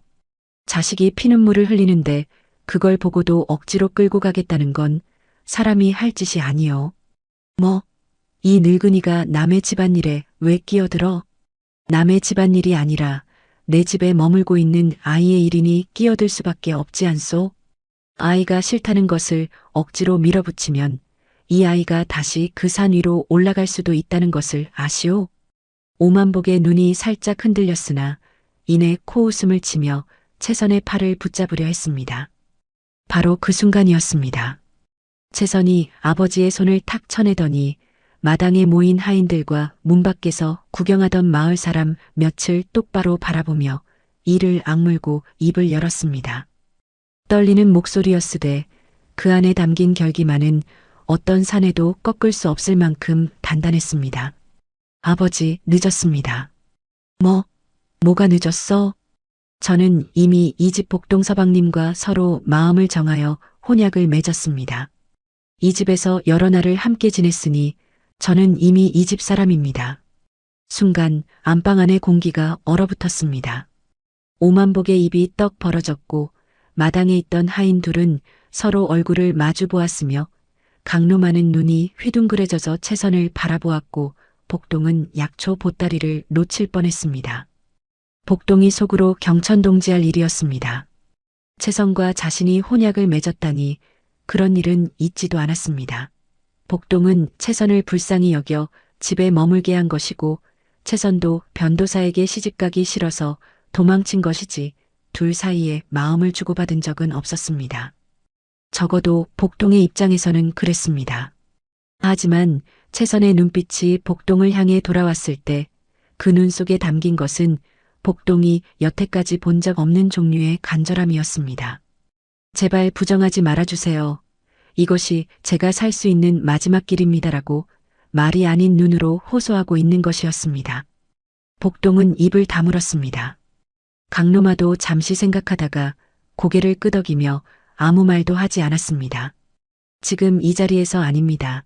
우리는 그런 사이가 아닙니다라고 말해버리면 채선은 오만복에게 끌려가고 변도사의 첩이 되고 아니면 다시 그 절벽을 찾아갈 것이 불보다 뻔했기 때문입니다. 마당에 있던 변도사 측 하인 둘이 얼굴이 일그러졌습니다. 눈이 가늘고 곤장을 찬 놈이 이빨 사이로 바람을 빼며 말했습니다. 이미 다른 남자하고 지냈다는 거야? 그러면 변도사 어른께서 뭐라 하실지 돌아가서 보고하게. 이렇게 된 것을 변도사 어른께서 어찌하실지는 어른이 결정하실 일이지 우리가 결정할 것이 아니자는가. 하인 둘이 서로 수군거리다가 말고삐를 잡고 대문 밖으로 나갔습니다. 변도사에게 보고하러 가는 것이었습니다. 채선이 이미 다른 남자와 여러 날을 지냈다는 사실이 변도사에게 전해지면 처녀의 몸이라는 전제하에 정금을 치른 변도사로서는 체면이 구겨질 수밖에 없었으니 일단 한 발 물러선 것이었습니다. 하인들이 떠나자 앞마당에는 오만복과 복동, 채선, 강노마 넷만 남았습니다. 그리고 대문 밖에서 구경하던 마을 사람 서너 명이 슬금슬금 고개를 내밀고 있었습니다. 그런데 말입니다. 이 오만복이라는 사람이 보통 강교한 인간이 아니었습니다. 하인들이 떠나자마자 이 사람의 태도가 완전히 뒤집어졌습니다. 방금 전까지 이년아 하고 불호령을 내리던 사람이 글쎄 갑자기 한숨을 푹 내쉬더니 눈시울을 붉히면서 풀이 죽은 목소리로 말하기 시작했습니다. 복동아. 복동은 오만복이 자기 이름을 부르는 것이 의외여서 고개를 돌렸습니다. 복동아, 내가 나쁜 사람으로 보이겠지. 내 딸을 팔아먹으려는 몹쓸 아비로 보이겠지. 하지만 내 사정을 좀 들어다오. 나는 이미 변도사 어른에게 정금을 받았다. 혼인 사례금이라는 것을 말이다. 그리고 그 돈으로 빚쟁이들의 목을 겨우 틀어막았다. 지금 내 수중에는 한 푼도 없어. 오만복이 비단 도포 소매로 눈가를 훔치는 신용을 했습니다. 그 모습이 얼핏 보면 딱한 아비 같기도 했으되 자세히 들여다보면 눈에는 눈물 한 방울 맺혀 있지 않고 입꼬리만 슬쩍 아래로 처지게 하는 것이 이 사람이 평생을 노름판과 장사꾼 사이에서 연기를 해온 사람이라는 것을 알 수 있었습니다. 내가 채선이를 아내로 맡겠다면 나는 반대할 뜻이 없어. 세상에 어느 아비가 딸이 좋아하는 사람을 맡겠느냐. 하지만 오만복이 복동의 눈을 똑바로 바라보며 말했습니다. 변도사 어른에게 받은 정금을 돌려드려야 하지 않겠느냐. 내가 이미 써버렸으니 내가 채선이를 데려가려면 그만한 돈을 마련해서 나에게 줘야 한다. 그래야 내가 변도사 어른에게 돈을 돌려드리고 이 일을 깨끗하게 마무리할 수 있지 않겠느냐. 말은 그럴싸했습니다. 겉으로 들으면 마치 딸의 행복을 생각하되 어쩔 수 없는 사정 때문에 돈을 요구하는 불쌍한 아비처럼 들렸으니까요. 하지만 이 오만복이라는 사람의 속셈은 전혀 다른 곳에 있었습니다. 오만복은 복동의 집과 마을에서의 평판을 이미 수소문해 놓았습니다. 역적의 후손의 할머니와 단둘이 사는 가난한 약초꾼이라는 것을 잘 알고 있었고 이런 사람이 변도사의 정금만큼이나 되는 큰 돈을 마련할 수 있을 리가 없다고 확신했습니다. 복동이 돈을 마련하지 못하면 채선이 포기할 수밖에 없을 것이고 그러면 다시 변도사에게 딸을 넘겨서 양쪽에서 돈을 챙길 수 있다는 것이 오만복의 계산이었습니다. 복동은 할 말을 잃었습니다. 오만복이 말한 금액은 약초를 캐어서 10년을 벌어도 모을 수 없는 돈이었습니다. 복동이 굳어진 얼굴로 채선을 바라보았는데 채선의 눈이 복동의 눈과 마주치는 순간 채선이 작은 목소리로 말했습니다. 복동 씨 당신과 혼인해야만 제가 살 수 있습니다. 그렇지 않으면 저는 그날 절벽에서 끝을 내야 합니다. 복동의 가슴이 쿵하고 내려앉았습니다. 절벽에서 뛰어내리려던 여인의 모습이 비에 젖은 쓰개치마가 파랗게 질린 입술이 죽게 해주세요라고 울부짖던 목소리가 한꺼번에 밀려왔습니다. 이 여인을 다시 그 절벽 위에 서게 할 수는 없었습니다. 복동은 잠시 눈을 감았다 뜨더니 오만복을 향해 말했습니다. 사흘만 시간을 주십시오. 사흘? 예. 사흘 안에 그 돈을 마련해 오겠습니다. 오만복은 속으로 콧방귀를 뀌었습니다. 이 거지 같은 약초꾼이 사흘 안에 그 돈을 마련할 수 있을 리가 없지 않느냐. 그래, 사흘 뒤에 빈손으로 오면 그때 채선을 데려가는 것이 더 수월해질 거야. 사람들 앞에서 기회를 줬는데 복동이 해내지 못한 것이니 아무도 나를 탓할 수 없을 테지. 좋다. 사흘을 주마. 사흘 뒤에 돈을 가져오지 못하면 그때는 내 딸을 놓아줘야 한다. 알겠느냐? 알겠습니다. 오만복이 비단 도포를 휘날리며 대문을 나섰습니다. 뒤돌아보며 채선에게 한마디 던졌습니다. 채선아, 사흘이다. 사흘 뒤에 이 사람이 돈을 가져오지 못하면 그때는 내가 집으로 돌아와야 한다. 알겠지? 채선은 아무 대답도 하지 않았습니다. 다만 주먹을 꽉 쥐고 입술을 깨물며 아버지의 뒷모습을 바라볼 뿐이었습니다. 오만복이 떠나고 마을 사람들이 흩어진 뒤 초가 안에는 무거운 침묵만이 남았습니다. 강노마가 먼저 입을 열었습니다. 복동아, 너는 어찌할 생각이냐? 솔직히 말해봐라. 할머니. 복동이 고개를 들어 할머니의 눈을 바라보았습니다. 그리고 나지막하게 말했습니다. 감나무 아래 항아리에 있는 금을 쓰겠습니다. 강노마가 한참을 말없이 손자를 바라보다가 천천히 고개를 끄덕였습니다. 하늘이 꼭 필요할 때 쓰라고 내려주신 거라 했지. 지금이 바로 그때인 것 같구나. 할머니, 죄송합니다. 이 금은 할머니 약값으로. 약값은 무슨 약값이냐? 이 할미가 약을 안 먹어도 안 죽어. 사람 목숨이 약값보다 중하지 않겠느냐? 채선이 이 대화를 듣고 있었는데 금이라는 말에 놀라 고개를 들었습니다. 금이라뇨? 복동씨, 그게 무슨? 복동은 잠시 망설이다가 흰 사슴이 감나무 아래를 파서 항아리를 알려준 이야기를 채선에게도 들려주었습니다. 채선은 입을 손으로 가린 채 한참을 아무 말도 하지 못했습니다. 산삼을 내어주고 사슴을 살려준 은혜를 사슴이 이렇게 갚은 것입니까? 그런 것 같습니다. 복동씨, 저 때문에 그 귀한 것을 저 같은 사람을 위해 쓰시면 안 됩니다. 채선 아가씨. 복동이 채선의 눈을 처음으로 똑바로 바라보았습니다. 이 청년이 여인의 눈을 제대로 마주본 것은 이것이 처음이었는데 그 눈빛이 산속에서 어미 사슴의 밧줄을 끊으려 갈등하던 때와 똑같은 결로 되어 있었습니다. 아까 아가씨가 말씀하셨지요. 저와 혼인해야만 살 수 있다고. 그 말이 진심이었습니까? 채선의 눈에 눈물이 차올랐으나 고개를 끄덕였습니다. 예, 진심이었습니다. 처음에는 아버지와 변도사를 피하기 위한 방편이었습니다. 하지만 이 집에서 보름을 지내면서 복동 씨와 할머니가 어떤 분인지 알게 되었습니다. 산삼을 내어주고 사슴을 살리는 사람이 세상에 이런 사람이 있다는 것을 저는 몰랐습니다. 이 집에서 나가면 저는 갈 곳이 없습니다. 아버지에게 돌아가면 변도사에게 끌려가고 갈 곳이 없으면 저는 다시 그 절벽에 서게 될 겁니다. 하지만 복동 씨, 억지로 하시는 것이라면 저는 억지가 아닙니다. 복동의 입에서 그 말이 나온 순간 복동 자신도 놀랐습니다. 하지만 한 번 나온 말은 주워 담을 수 없었고 무엇보다 그 말은 거짓이 아니었습니다. 보름 동안 이 초가에서 함께 지내며 채선이 밥을 짓고 할머니를 돌보고 콧노래를 부르던 그 나날이 복동의 가슴 어딘가에 조용히 뿌리를 내리고 있었다는 것을 이 순간 비로소 깨달은 것이었습니다. 강노마가 이 둘을 번갈아 바라보다가 입가에 잔잔한 미소를 지으며 고개를 끄덕였습니다. 됐다. 더 말 안 해도 된다. 이 할미 눈에는 다 보여. 사흘째 되는 날 이른 아침, 복동은 감나무 아래에서 캐어낸 금을 천으로 싸서 품에 안고 오만복의 집을 찾아갔습니다.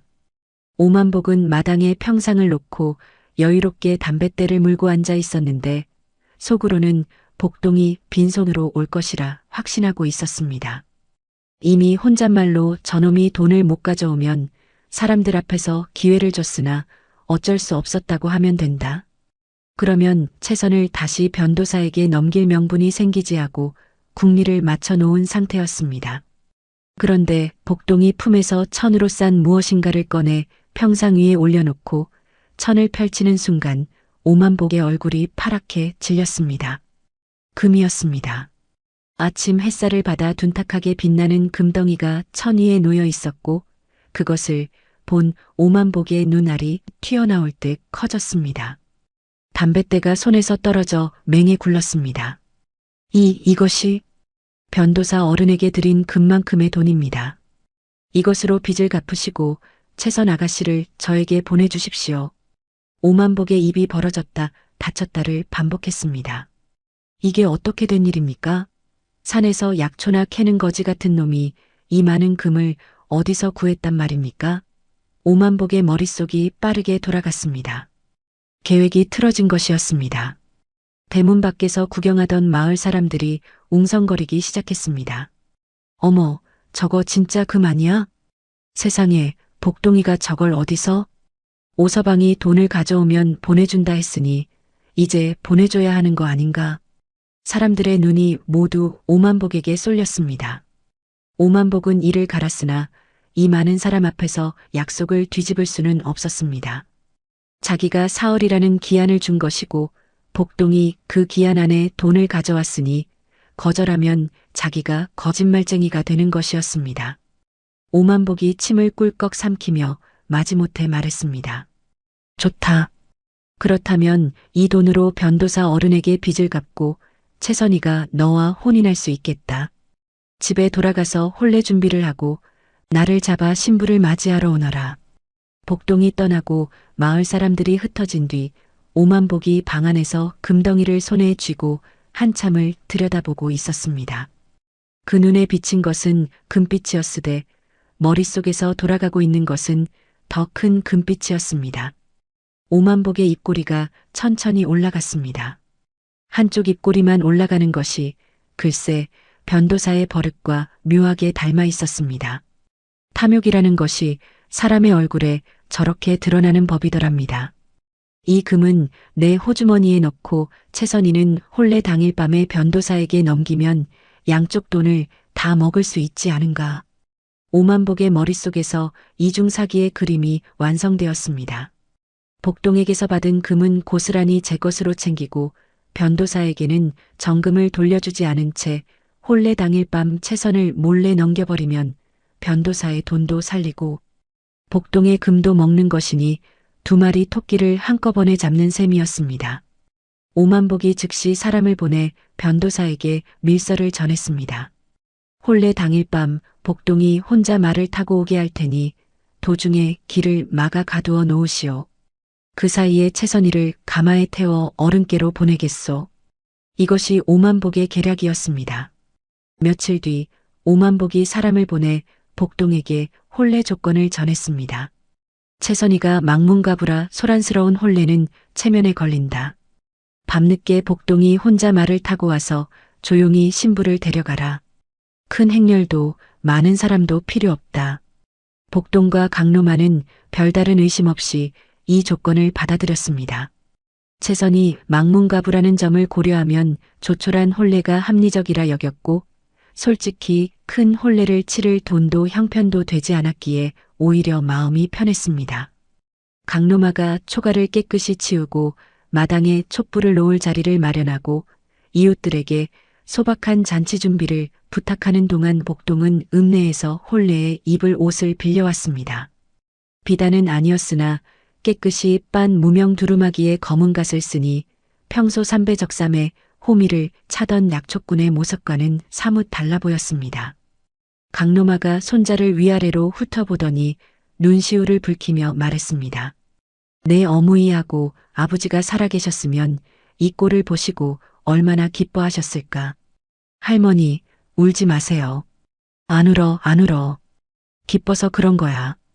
이 할미가 살아서 손자 장가가는 꼴을 보는구나. 채선도 강로마가 마련해준 선홍빛 치마 저고리를 입었는데 물이 빠진 옥색 저고리에 남색 치마를 입고 있을 때와는 전혀 다른 사람이 된 듯했습니다. 고운 얼굴에 붉은 저고리가 화사하게 어울렸고 수심에 잠겨있던 눈에 처음으로 생기가 돌았습니다. 혼례 당일이 밝았습니다. 아침부터 하늘이 흐리더니 오후가 되자 가랑비가 부슬부슬 내리기 시작했습니다. 강로마가 처마 밑에서 하늘을 올려다보며 한숨을 내쉬었습니다. 하필 오늘 비가 오다니. 혼산날에 비가 오면 좋지 않다는 말이 있는데 할머니, 비가 와도 괜찮습니다. 가겠습니다. 복동이 빌려온 무명 두루마기를 입고 검은 갓을 쓴 채 대문 앞에 서 있었습니다. 어디서 빌려왔는지 말 한 필이 대문에 매여 있었고 복동의 얼굴에는 긴장과 설렘이 뒤섞여 있었습니다. 강로마가 손자의 두루마기 매듭을 고쳐 메어주며 말했습니다. 조심해서 다녀오너라. 채선이 데리고 올 때까지 이 할미가 촛불 켜놓고 기다리마. 예, 할머니. 다녀오겠습니다. 복동아. 예. 잘 될 거야. 하늘이 도와주실 거야. 복동이 고개를 끄덕이고 말에 올라탔습니다. 가랑비가 얼굴을 적시고 오봉산 기슭의 어둠이 점점 짙어지고 있었습니다. 말발굽 소리가 지늘길 위에서 축축하게 울렸고 빗소리와 벌레 소리가 뒤섞여 산길을 채우고 있었습니다. 오만복이 밤늦게 혼자 오라고 했으니 길에는 다른 사람이 없었고 달빛조차 구름에 가려 앞이 어둑했습니다. 복동은 채선의 얼굴을 떠올리며 말을 몰았습니다. 보름 전 절벽에서 처음 만났을 때의 그 창백한 얼굴이 며칠 전 선홍빛 저고리를 입고 처음으로 생기가 돌던 그 얼굴이 교차하며 가슴을 두근거리게 했습니다. 이 길만 지나면, 이 밤만 넘기면 채선을 데리고 집으로 돌아갈 수 있었습니다. 그런데 산길 중턱의 좁은 고갯마루를 지나던 그 순간이었습니다. 어둠 속에서 갑자기 사람의 그림자가 튀어나왔습니다. 하나가 아니라 셋, 넷. 말의 고삐를 낚아채는 놈, 복동의 다리를 잡아 끌어내리는 놈, 뒤에서 밧줄을 들고 달려드는 놈, 순식간에 4명이 사방에서 덮쳤습니다. 이놈을 묶어, 빨리 묶어. 복동이 반사적으로 팔을 휘둘러 한 놈의 턱을 쳤으나 빗속에서 말 위에서 떨어지며 균형을 잃은 상태라 힘을 제대로 쓸 수 없었습니다. 4놈이 달려들어 복동의 팔을 비틀고 다리를 걸어 쓰러뜨리더니 밧줄로 2 팔과 2 다리를 꽁꽁 묶어버렸습니다. 누구냐? 이게 무슨 짓이냐? 아무도 대답하지 않았습니다. 다만 그중 하나가 칼칼하게 웃으며 동료에게 말하는 소리가 들렸습니다. 변도사 어른께서 이놈은 날이 밝을 때까지 가둬두라 하셨다. 저 폐가에 던져놔. 변도사. 그 이름을 듣는 순간 복동의 머릿속에 모든 것이 맞춰졌습니다. 오만복이 밤늦게 혼자 오라고 한 것, 행렬도 사람도 데려오지 말라고 한 것, 그 모든 것이 처음부터 함정이었습니다. 오만복과 변도사가 손을 잡고 짠 것이었습니다. 복동을 가두어 놓고 그 사이에 채선을 변도사에게 넘기려는 음모. 이 비겁한 놈들, 놓아라. 당장 놓으란 말이다. 복동이 온 힘을 다해 몸부림을 쳤으나 밧줄이 너무 단단했고 졸개들은 복동을 번쩍 들어 산길 옆 무너진 폐가 안에 던져넣고는 문을 걸어 잠그고 사라졌습니다. 말도 끌고 가버렸습니다. 폐가 안은 칠흑같이 어두웠습니다. 천장이 반쯤 무너져 빗물이 줄줄 새어 들어왔고 바닥은 질퍽한 흙이었으며 썩은 나무와 쥐 냄새가 코를 찔렀습니다. 복동은 묶인 채로 이리 구르고 저리 구르며 밧줄을 끊으려 했으나 밧줄이 팔뚝에 파고들어 살같이 벗겨지고 피가 배어 나올 뿐 풀리지를 않았습니다. 제기랄 이 밧줄만 끊을 수 있다면. 복동의 머릿속에 채선의 얼굴이 스쳤습니다. 지금 이 순간 채선은 아버지가 준비한 가마에 올라타고 있을 것이었습니다. 자기를 맞이하러 온다고 믿고 있을 것이었습니다. 그런데 가마가 향하는 곳은 복동의 집이 아니라 변도사의 처소일 것이고 채선이 그것을 알아챘을 때는 이미 늦을 수도 있었습니다. 채선 아가씨 안 됩니다. 이대로는 안 돼. 복동이 이를 악물고 밧줄에 묶인 손목을 벽에 거친 돌에 비벼 보았으나 밧줄은 끄떡도 하지 않았고 시간만 흘러가고 있었습니다. 밖에서는 비가 점점 거세지고 있었고 빗소리 사이로 멀리서 천둥이 울렸습니다. 그때였습니다. 폐가 뒤쪽 무너진 벽 틈으로 무엇인가가 들어오는 소리가 들렸습니다. 사각, 사각, 사각. 작은 발이 흙을 밟는 소리였습니다. 복동이 고개를 돌리자 어둠 속에서 하얀 것이 보였습니다. 흰 사슴이었습니다. 어미 사슴이 무너진 벽 틈을 비집고 폐가 안으로 들어와 있었고 그 뒤로 새끼 사슴 2마리가 따라 들어왔습니다. 달빛도 없는 칠흑 같은 어둠 속에서도 사슴의 하얀 몸이 희미하게 빛나는 것이 이 세상의 짐승이 아니라 하늘이 보낸 영물 같았습니다. 어미 사슴이 복동에게 다가오더니 복동의 2팔을 묶고 있는 밧줄을 이빨로 갈기 시작했습니다.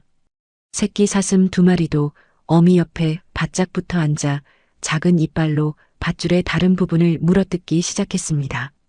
사각, 사각, 사각. 밧줄이 한 올, 2올 끊어져 나가는 소리가 빗소리 사이로 들렸습니다. 너희들이. 복동의 눈에 뜨거운 것이 차올랐습니다. 사슴의 이빨에서 피가 나고 있었습니다. 굵은 밧줄을 깎느라 잇몸이 벗겨진 것이었습니다. 어미 사슴의 입 주변에도 새끼들의 입 주변에도 붉은 피가 맺혀 있었으되 사슴들은 멈추지 않았습니다. 마치 복동이 산삼을 내어주며 자기들의 밧줄을 끊어주었을 때 그 은혜를 이 순간 되갚겠다는 듯이 얼마나 지났을까 팍 하는 소리와 함께 밧줄이 끊어졌습니다. 복동이 2팔을 벌리자 나머지 밧줄이 스르르 풀려 내렸습니다. 복동은 자유로워진 손으로 어미 사슴의 머리를 쓰다듬었습니다. 사슴의 이빨에 묻은 피가 복동의 손바닥에 묻어났고 그 피가 빗물에 씻겨 흘러내렸습니다. 고맙다, 정말 고맙다. 이 은혜를 어떻게 갚아야 할지. 어미 사슴이 복동의 손을 한번 합더니 새끼들을 이끌고 무너진 벽 틈으로 빠져나갔습니다. 복동은 더 지체할 수 없었습니다. 폐가의 문을 어깨로 들이받아 부수고 밖으로 뛰쳐나왔습니다. 그 시각 오만복의 집에서 채선은 아버지가 마련한 가마에 올라탔습니다. 오만석이 채선에게는 혼례 당일 복동의 집으로 가마를 타고 가게 될 거라고 했으니까요. 채선 역시 아버지가 자신을 속인다는 사실을 알 리 없었습니다. 선홍빛 치마 저고리를 입고 가마 안에서 2 손을 가지런히 모으고 앉아 있었는데 가슴이 두근두근 뛰었습니다. 이 가마를 타고 가면 복동의 초가에 도착하고 강로마 할머니가 촛불 켜놓고 기다리고 있을 것이고 그곳에서 혼례를 올리면 모든 것이 끝나는 것이었습니다. 그런데 가마가 출발한 지 얼마 지나지 않아 채선은 이상한 점을 느꼈습니다.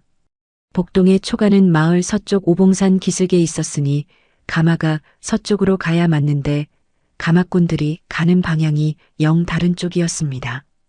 길의 경사와 꺾이는 각도로 느끼건대 이것은 읍내의 동쪽, 그러니까 변도사의 처소가 있는 방향이었습니다. 채선의 등줄기에 식은땀이 흘렀습니다. 가마 창문 틈으로 밖을 내다보니 보이는 풍경이 복동의 초가로 가는 길이 아니라 읍내로 향하는 큰 길이었습니다. 순간 머릿속이 하얘졌다가 이내 모든 것이 이해되었습니다. 아버지가 또 오만복이 복동의 금은 챙기고 자기를 변도사에게 넘기려는 것을 말이죠. 처음부터 혼례 따위는 없었고 이 가마는 신랑의 집이 아니라 변도사의 처소로 향하고 있었습니다. 제 친아비가 딸을 2번 팔아먹으려 한 것이었습니다. 채선의 몸이 부르르 떨렸습니다. 이가 딱딱 맞부딪히는 것이 추위 때문인지 분노 때문인지 스스로도 알 수 없었으나 한 가지만은 분명했습니다. 이 가마 안에 가만히 앉아 있으면 모든 것이 끝난다는 것. 채선이 이를 악물었습니다. 그리고 가마 문을 2 손으로 힘껏 밀어젖혔습니다. 아가씨, 뭐 하시는 겁니까? 가마꾼이 놀라 소리쳤으나 채선은 가마에서 뛰어내렸습니다. 선홍빛 치마 저고리가 빗속에서 펄럭였고 진흙바닥에 맨발이 내디뎌지는 순간 발목이 삐끗했으나 채선은 이를 악물고 달렸습니다.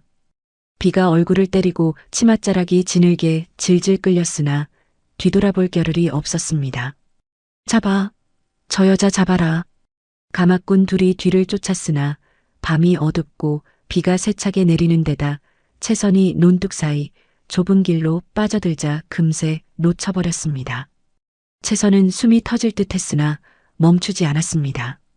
오봉산 쪽으로 복동의 초가가 있는 방향으로 밤비를 온몸으로 맞으며 달리고 또 달렸습니다. 같은 시각 폐가에서 빠져나온 복동도 빗속을 달리고 있었습니다. 채선이 있을 방향으로 오만복의 집 쪽으로 숨이 차도록 달리고 있었습니다. 빗줄기가 눈앞을 가렸고 발밑이 미끄러워 몇 번이나 넘어졌다 일어나기를 반복했습니다. 두루마기는 이미 진흙으로 범벅이었고 밧줄에 쓸려 피가 난 손목이 빗물에 쓰라렸으나 아무것도 느낄 겨를이 없었습니다. 채선 아가씨 무사해야 합니다. 제발. 그때 앞쪽에서 달려오는 무언가와 정면으로 부딪혔습니다. 퍽! 하는 소리와 함께 두 사람이 진흙탕 속에 나란히 넘어졌습니다. 빗속에서 서로의 얼굴이 보이지 않았으나 넘어지는 순간 손이 손을 잡았고 그 손의 감촉이 전해지는 찰나에 둘 다 알았습니다. 채선 아가씨? 복동씨? 복동씨? 어둠 속에서 서로의 목소리를 확인하는 순간 채선이 복동의 손을 두 손으로 꽉 움켜쥐며 울음 섞인 목소리로 외쳤습니다. 서방님, 제 손 놓지 마세요. 이 손 한번 놓으시면 저는 오늘 밤 다시는 살아서 이 문지방을 넘지 못할 것입니다. 복동이 진흙 속에서 채선의 손을 잡아 일으켜 세웠습니다. 비에 젖고 진흙에 범벅이 된 두 사람이 어둠 속에서 마주 섰는데 선홍빛 치마저고리는 진흙에 젖어 검붉게 변해 있었고 복동의 두루마기는 이미 원래 색을 알아볼 수 없었으며 둘 다 맨발에 온몸이 흙투성이었습니다. 그러나 그 순간 구름 사이로 달빛이 한 줄기 내려왔는데 그 빛에 비친 두 사람의 눈이 글쎄 그 어떤 비단보다도 그 어떤 금은 보화보다도 환하게 빛나고 있었더랍니다. 채선 아가씨 가시지요. 할머니가 촛불 켜놓고 기다리고 계십니다. 예. 복동이 채선의 손을 꼭 잡고 뛰기 시작했습니다. 비가 여전히 쏟아지고 진흙길이 미끄러웠으나 이번에는 둘 다 넘어지지 않았습니다. 서로의 손을 잡고 있었으니까요. 아침이 다 되어 초가에 도착했을 때 강로마가 대문 앞에 서 있었습니다. 비를 맞으며 서서 기다리고 있었던 것이었습니다. 진흙투성이가 된 두 사람이 손을 맞잡고 걸어오는 것을 본 할머니의 눈에 눈물이 핑 돌았습니다. 아이고 아이고 이게 무슨 꼴이냐. 하지만 살아서 돌아왔으니 됐다. 됐어. 소식을 듣고 달려온 이웃들이 초가 마당에 모여들었습니다. 진흙 묻은 홀레복을 입은 두 사람의 모습에 모두가 놀랐으나 강로마가 떨리는 목소리로 말했습니다. 홀레를 올리겠습니다. 지금 여기서 이 아이들이 살아서 돌아왔으니 더 미룰 것이 없습니다. 두 사람이 마주서서 절을 올렸습니다. 선홍빛 치마저고리는 진흙에 젖어 홀레복이 아닌 소박한 옷을 입었지만 절을 올리는 두 사람의 모습이 그 어떤 화려한 양반집 홀레보다도 아름답고 뭉클했다고 그날 그 자리에 있었던 사람들은 두고두고 입을 모아 말했더랍니다. 강로마가 두 사람의 손을 잡아 포개어주며 말했습니다. 이제 너희는 부부다. 하늘이 맺어준 인연이니 서로를 아끼고 사랑하며 살아라. 이 할미가 평생 살면서 이렇게 기쁜 날은 처음이다. 할머니, 복동과 채선이 동시에 강로마를 부르자 할머니가 두 사람을 한꺼번에 끌어안았습니다. 셋이 부둥켜 안고 웃고 우는 모습을 본 이웃들도 눈시울을 붉혔고 누군가 빈 그릇을 두드리며 흥겨운 가락을 내자 따뜻한 혼례잔치가 시작되었습니다. 다음 날 아침이 되자 오만복의 이중사기는 만천하에 드러나고 말았습니다. 혼례 당일 밤 채선이 가마에서 탈출했다는 소식이 순천 읍내에 퍼지자 사람들의 입에서 입으로 오만복이 무슨 짓을 했는지가 낱낱이 밝혀진 것이었습니다.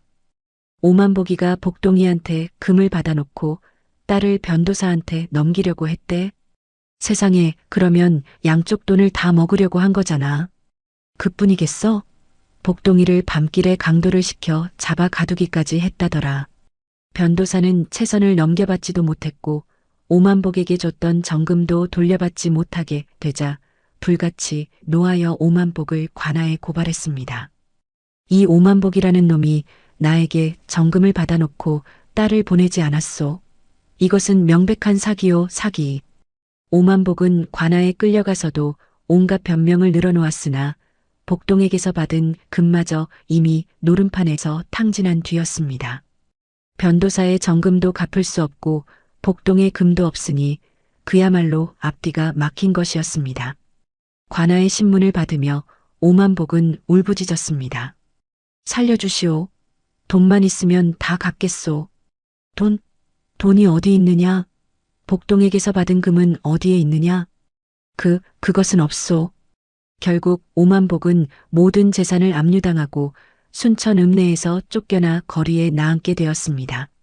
비단도포는 벗겨지고 갓은 깨져나갔으며 한때 번드르르하게 기름기를 번들거리던 얼굴은 거지보다 못한 꼴이 되었으니 마을 사람들이 이를 보고 혀를 차며 말했더랍니다. 그러니까 천벌이라 하지 않겠느냐. 제 딸을 2번이나 팔아먹으려다가 저 꼴이 된 것이야. 탐욕이 사람을 잡아먹는다더니 딱 저 꼴이로구나. 변도사라 해서 무사했겠습니까? 젊은 여인을 탐하고 뇌물을 써서 관속을 동원해 민간인을 포박하고 가둔 일이 함께 드러나자 순천 일대 백성들의 고발이 빗발쳤습니다. 변도사 저자가 벼슬을 팔아먹고 뇌물을 받았습니다. 관아의 졸개를 사사로이 동원해서 양민을 잡아가뒀습니다. 첩을 탐해서 남의 집 혼례를 파탄 내려 했습니다. 관찰사의 조사가 내려와 변도사의 비리가 줄줄이 밝혀졌고 결국 파직당하여 순천 땅에서 쫓겨나는 신세가 되었습니다. 관복과 오사모를 벗겨진 채 순천 동문을 나서는 변도사의 뒷모습을 보며 백성들이 손가락질하며 말했더랍니다. 저것 봐라. 아무리 권세가 높아도 하늘은 속일 수 없는 법이야. 탐관오리의 끝은 언제나 저 꼴이라니까. 복동과 채선은 부부가 되어 오봉산 기슭의 작은 초가에서 살았습니다.